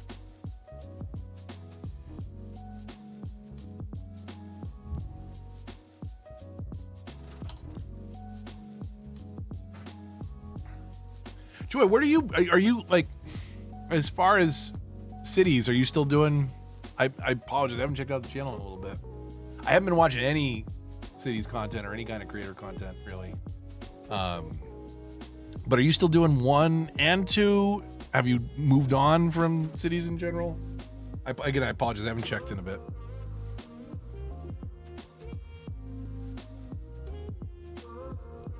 I try and pop in when I see the streams on the weekends, but I am often busy with my daughter. Don't get to see her all week, and finally get to spend some time on the weekends. I see them like for a couple minutes in the morning and then for bedtime.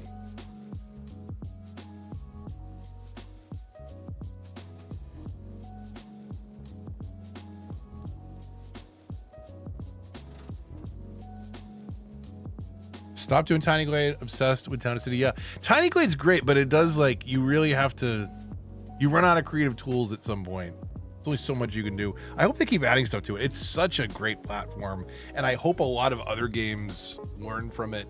In, like, I would love that kind of creative freedom in more games.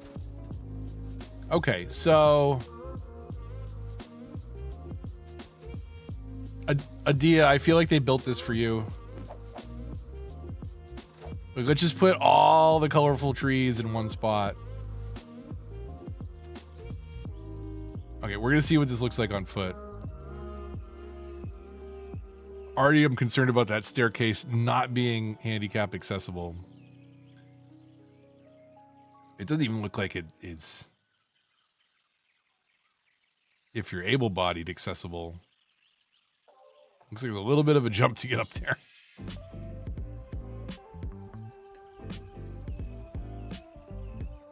Yeah, that is quite the step up. That is...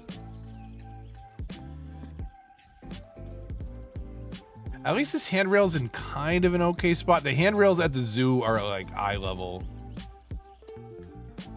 There's not a lot of consistency in the design scale of things. I think they got better at that in 2, at defining some of those standards. So this is kind of cool. It's all right. It feels better in person. It looks a little rigid up here.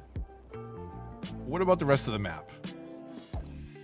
It looks like there's not a lot of buildable space here, unfortunately, is my first problem, most likely. How much water do we have? Not a lot, but that's also not a lot of buildable space on those mountains.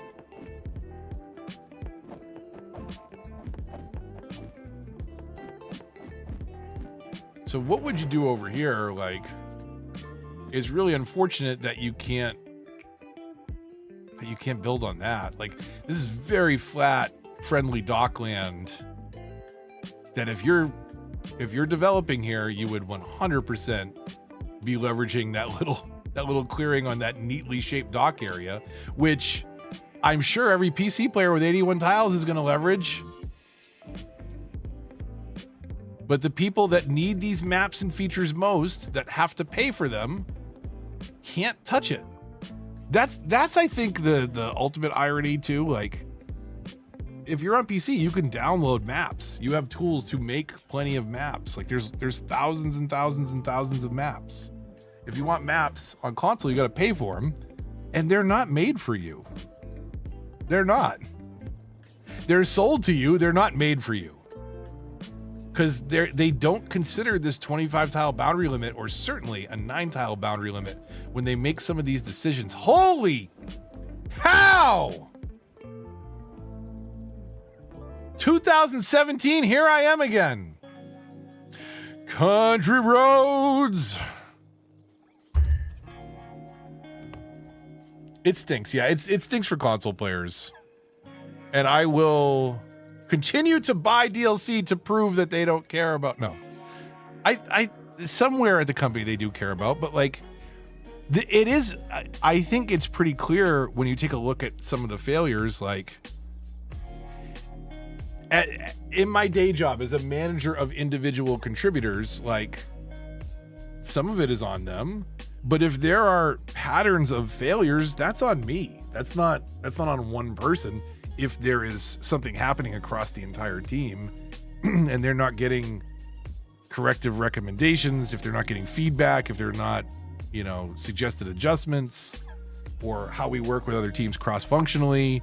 Like that, some of that is on the person managing and overseeing that. And I think that's a consistent problem at Colossal Order. Like the management layer is not looking at big picture stuff.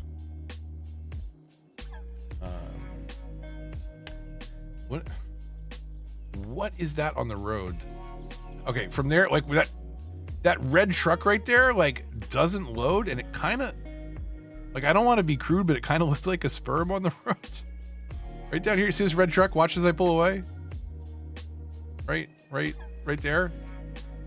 It kind of looks like a tadpole or a helicopter without a rotor, just floating down the road. How to let the dogs out? What'd you miss? Another bad map and more disappointment. I mean, this map, I like the terrain. I don't know what's going on here with the trees.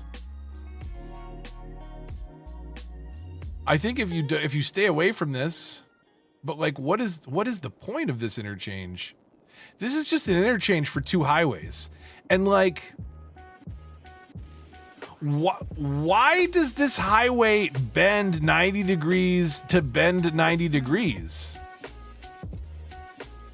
It doesn't make any. There's no reason for that bend, and you can't correct it on 25 tiles because you can't go touch that part of the highway. Like, what the hell is going on over there? Okay. What do we see any problem here? Let me riddle me this. Do you see any problem with this intersection? Any problem at all?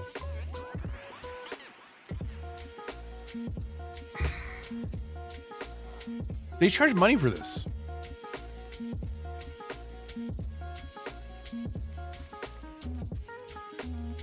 So you can get on the highway going one direction, and you can get off the highway going the other direction.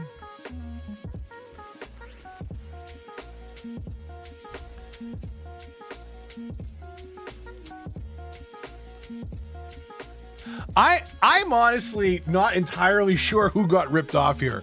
The consumer or Colossal Order paying a content creator to produce this for them.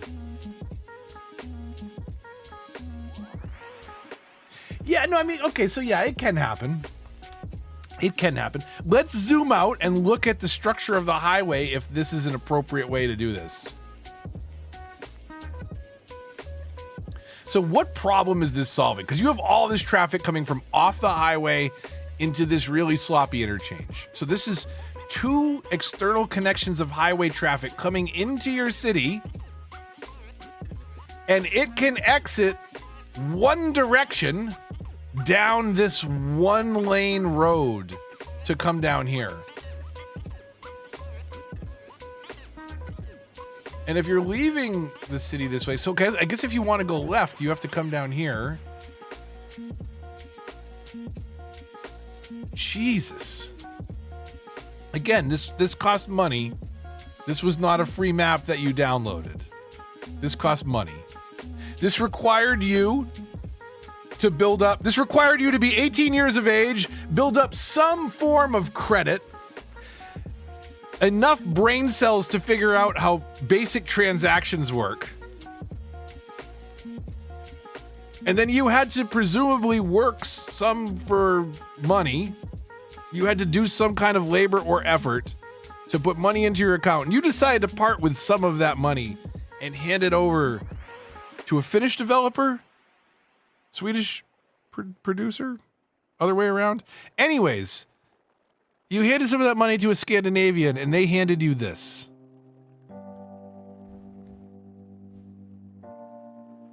What is that interchange? If I told you that I did it myself and it didn't come with the game pack that you just bought, would you be less offended?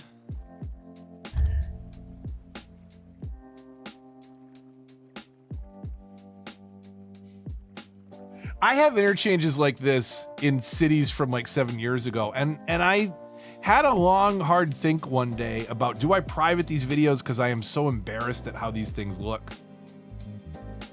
And some of them I actually did end up privating, some of the old tutorials, because I was like, my God, I can't show people what I used to build. They'll think I'm an idiot. They'll never take my advice. Apparently I'm wrong. I could be selling content. Fogme, what's up? Welcome. I'm just ranting about the new content creator packs, the radio station and map pack. It's not great. It's not great by any means. It's questionable at best. And particularly lazy in spots. It's so simple to fix, but I absolutely think one of my favorite things tonight is this. For a couple reasons.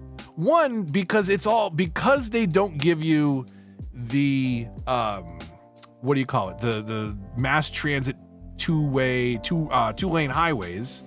This all has parking and pedestrians, and this is going to be a nightmare in your city. If you have 5 roads connecting this close and any kind of zoning anywhere near them, there's going to be people walking these roads. It's going to get clogged with traffic. It's going to get clogged with pedestrians. It's going to be an absolute nightmare.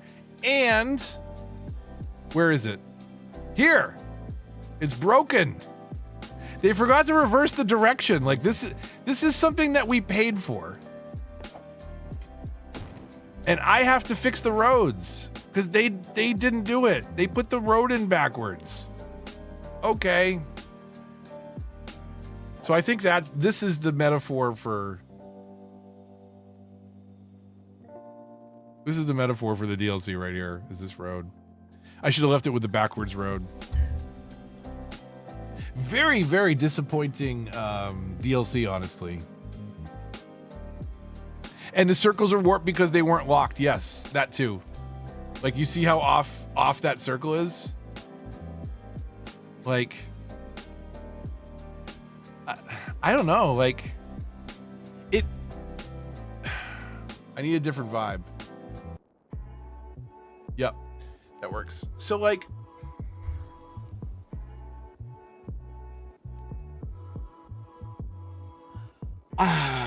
okay, I know, and this is the same defense that fanboys and the company will throw.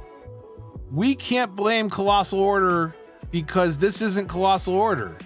This is Content Creator Packs, and Tantalus is the developer for City Skylines 1 now.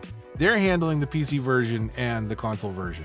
Okay, but somebody at Colossal Order and Paradox thought, hey, we're going to charge money for it. And I think this is one of the most egregious things they have done in the City Skylines. I can't think of another DLC. Financial districts at release on console when you could not look at the price of a stock without pausing time. They literally did not playtest that. I'm saying that. I bet if you pressed them hard enough, they would admit to it because it was such a stupid mechanic to not recognize that was broken before shipping your game. Like, they heard from me on that one. So they have done something as bad or more broken at release, but like this is just from a design perspective. It's low effort and lazy. One of the maps for sure looked unfinished. This intersection had a backwards road and a wonky as hell roundabout. Like look at this and tell me you're paying for this. I would be disappointed to grab this from the workshop for free.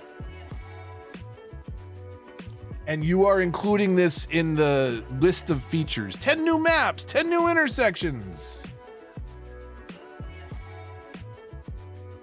Technically true on paper. But ask yourselves if you are happy with these results. And if you are happy with these results, maybe crack a window at the office because there is not enough air getting in there. I can guarantee. There is not enough air in that office. Oh my God.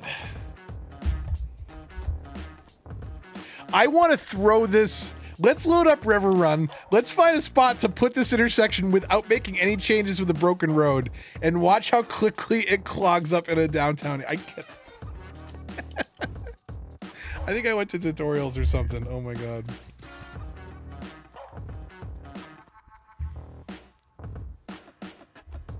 Right, there is not a lack of creators. I know he does streams once in a while. Like, Yumble could build an amazing intersection pack. Mr. Mason, fall trees, take my money, please. Like, there are absolutely, give B. Squicklehausen another crack at more transit stuff. Like, there are so many people who could do amazing things for this game and do them a lot better than this. Is shameful. I hope somebody clip it. I hope somebody at CO and Paradox understands that this is, I think, this is the worst DLC. You have no business charging money for this crap. Flat, boring maps. Some of them aren't finished. They have some of the sloppiest intersections that I did back in 2017 when I had no idea how to play the game without mods. You have no business charging money for this crap. This is just such a, this is a cash grab. It's what it is. Like, the very nature of this game is a little cash grabbery, I will admit. I was fortunate enough not to have to pay for most of the DLCs until the last two waves. I've been completely removed from any kind of inside getting key access or anything like that. But if you've been here for a while, you know I've never pulled punches and always told the truth about what I thought about those DLCs. It got a little too much for them at some point. And they lost my phone number, so I don't have direct contact, but if they can hear me, this is borderline criminal. It's offensive. I'm glad that I am not in your insider community anymore, because I would have had feedback to share that you would have apparently been very uncomfortable with and probably would have kicked me out again, because this is so sloppy and lazy. I don't talk about exactly what I do, but if this came from somebody on my team and a customer saw work like this, that would be an immediate conversation as soon as I found out that, like, hey, what are we going to do to make sure that this does not happen again? Because this is unacceptable to deliver something like this to a customer, not to mention to an entire fleet of customers, and try and get excited about it on social media and show it off with fancy camera angles. When you start to poke around the maps and you see the flaws and the holes and the crooked interchanges that have backwards roads, like, come on, man. That is, again, that's very much a problem at the managerial and executive level. That is something that you cannot fix overnight, and it is not something that any one artist or dev or coder is responsible for. It is the person or persons that are overseeing and connecting the dots between those different teams. It requires a different skill set to manage a team than it does to direct multiple teams to work together. Even in a studio of 30 people, you got to have a couple of different lines of management and teams that are working together towards a common goal. And you're talking 2 years after release, and some of the game systems still don't work, and the DLC that they had hoped to have as the initial wave of DLC still isn't finished. They don't even have a date for it yet. I don't know, maybe inside creators know when that date is coming, but they haven't told the rest of the world, and it is almost October. Can they shit or get off the pot on console release? Just say you're not going to do it at this point, because if you do it, I'm pretty sure you're wasting a bunch of time, because we don't have mods to fix the game. And if you go into like comment sections today, people are offended that any effort is going to CS1 because I want my CS2 fixed. And then invariably there's people like, oh, don't worry, you can fix that with a mod. But like, there's something inherently broken with a core system of the game, and you want people to go fix it with a mod, which is great that it can be fixed with a mod. But what about fixing it inside the paid product that you paid for? What about fixing it inside of a studio with hopefully security practices so that something like traffic doesn't get infected with a crypto stealer? That could have been so much worse. The CS community is so lucky that the person that did that was kind of an idiot and only targeted one specific type of crypto wallet. They could have gotten away with a lot more. tons of ransomware infections, tons of stolen user data. They could have stolen YouTubers' channels, you know, because I guarantee they all had the traffic mod. They just didn't have a targeted crypto wallet that thing was looking for. A similar attack in a more sophisticated threat actor's hands could have been incredibly devastating to a couple 100,000 people. So, fix the taxes before you leave tonight, Sasquatch. Thank you. We're never going to get to $1 billion at this rate. Back up to 12% across the board. We unlocked our unique buildings. We don't care about the citizens anymore. Just like I learned from Colossal Order. I learned it by watching you.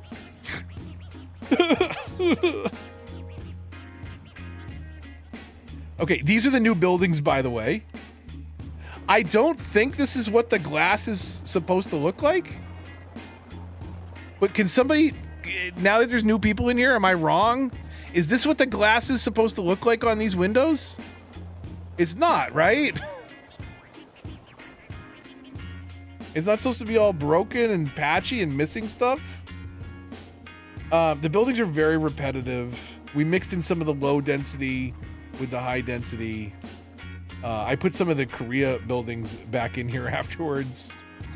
I'm probably gonna ditch that spot. So where can we drop this little roundabout in? It adds character to the otherwise crappy buildings. The patchiness. Yeah, it doesn't necessarily add character when all of them are exactly the same though. This can't, like, I don't know. This is not the building mesh design. This is a mistake, right?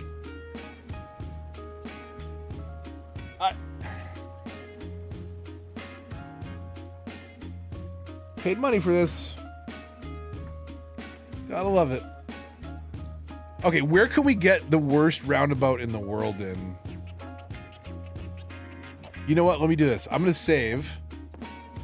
And we're gonna drop it like right in the middle of downtown and see what happens. I don't even care.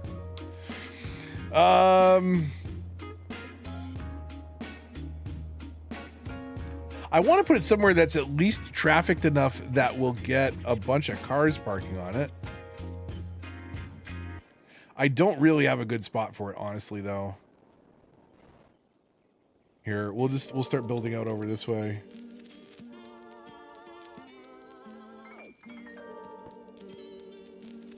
Can we hook it in?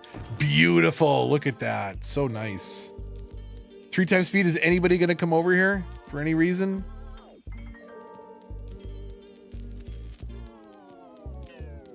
Wait, hold on. I got an idea.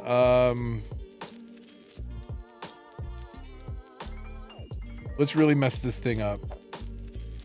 Road tool. Road tool, change direction. We'll make it so that they can't go that way and they have to go around the other side of the roundabouts. And then that's how they get up to this road. This is going to be great. Right here. Nope. Right here. Right here. And then we just come over here and we change this to a one-way road. Where you can only come off the highway this direction. Where are the one-way roads? Up here.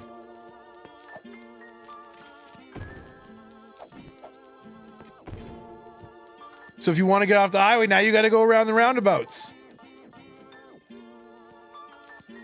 Oh, they're using it to turn around now? What are they doing? What are they doing? Okay. All right, well, this thing's hard at work already. I was probably not the smartest way to drop it in, but... All right, Joy. Hey, thanks for stopping by. I appreciate it. I'm gonna check out Town to City soon. Hopefully we'll catch you again soon. Have a good one. Okay, so I'm gonna find a spot for this in a much busier city and drop it in without changing any of the lane configurations and see what happens to it. But I bet it's not good. And I bet it's crooked circles. And I don't know what you were expecting, but this is what you got. So... Okay, it is My God, is it almost 1 o'clock on the East Coast? Holy crap, I gotta get out of here, chat. I gotta calm down so I can get some sleep. I am riled up from this. Good night, good morning. Do Woodgarden, we drop in Woodgarden? We'll drop some of these intersections in old cities, and I definitely will do Woodgarden for you, Sass. Let's do it. Okay. If you are new around here and if you've been hanging out, there will be more cities, but lots of other games too. I've been live streaming a lot. I've got some ideas for a couple rant videos I want to go on. One of them is Paradox is the worst. Another one is on the lost potential of Borderlands 4. I've got some very lengthy essays, like rants written out, and I just need to structure them like more of an actual essay and decide how I want to edit them down. But I've got some ideas, videos I create when I'm really passionate for them. Games I play all the time, and you'll find me here most nights, 9 p.m. Eastern. So subscribe if you're new. There will be more cities soon. There will definitely be more Fallout soon as season 2 of the show approaches. And, you know, I know it's a very different thing, but I love Battlefield 6, and I will probably be around playing an awful lot of that between now and the end of the year and into next year too. So stay tuned. If there is any updates or new game-breaking goodness, new DLCs and content creator packs in the future, and of course, if there's any Cities 2 console news, you will find out here. But stay tuned for lots of other stuff. I hope you had a fantastic time. Consider supporting the channel with a like, a subscription. If you'd like to become a member, you can do so for as little as 99 cents to spam stupid emotes in the chat. But regardless of any of that support, even just the watch time hanging out is appreciated. So thank you. However you supported, and even if you fall asleep with it on, still counts as watch time, so we'll take that too. So actually I'll keep very quiet so that I don't wake anybody up. If they fell asleep, we'll keep them watching. We'll just run some city footage for a while. Wait, hold on a second. I'm gonna make it nighttime so it's dark, and that hopefully it's a little less where's the cinematic camera? Back down here?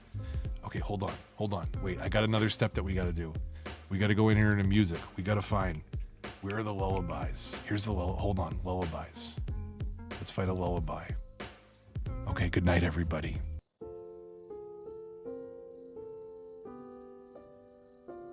It's the weirdest freaking outro.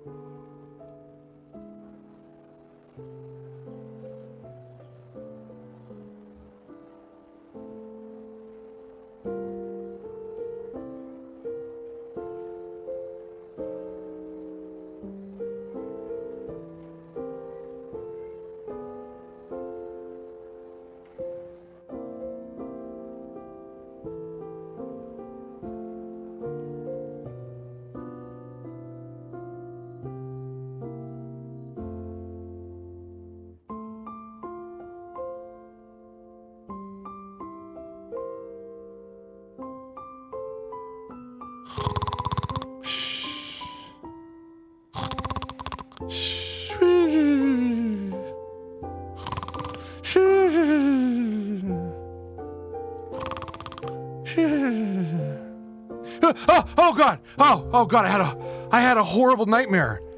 Oh my God. Oh, I had a horrible nightmare that Cities put out this really trash DLC, and there were these super flat, unfinished maps, and there was this horrible roundabout.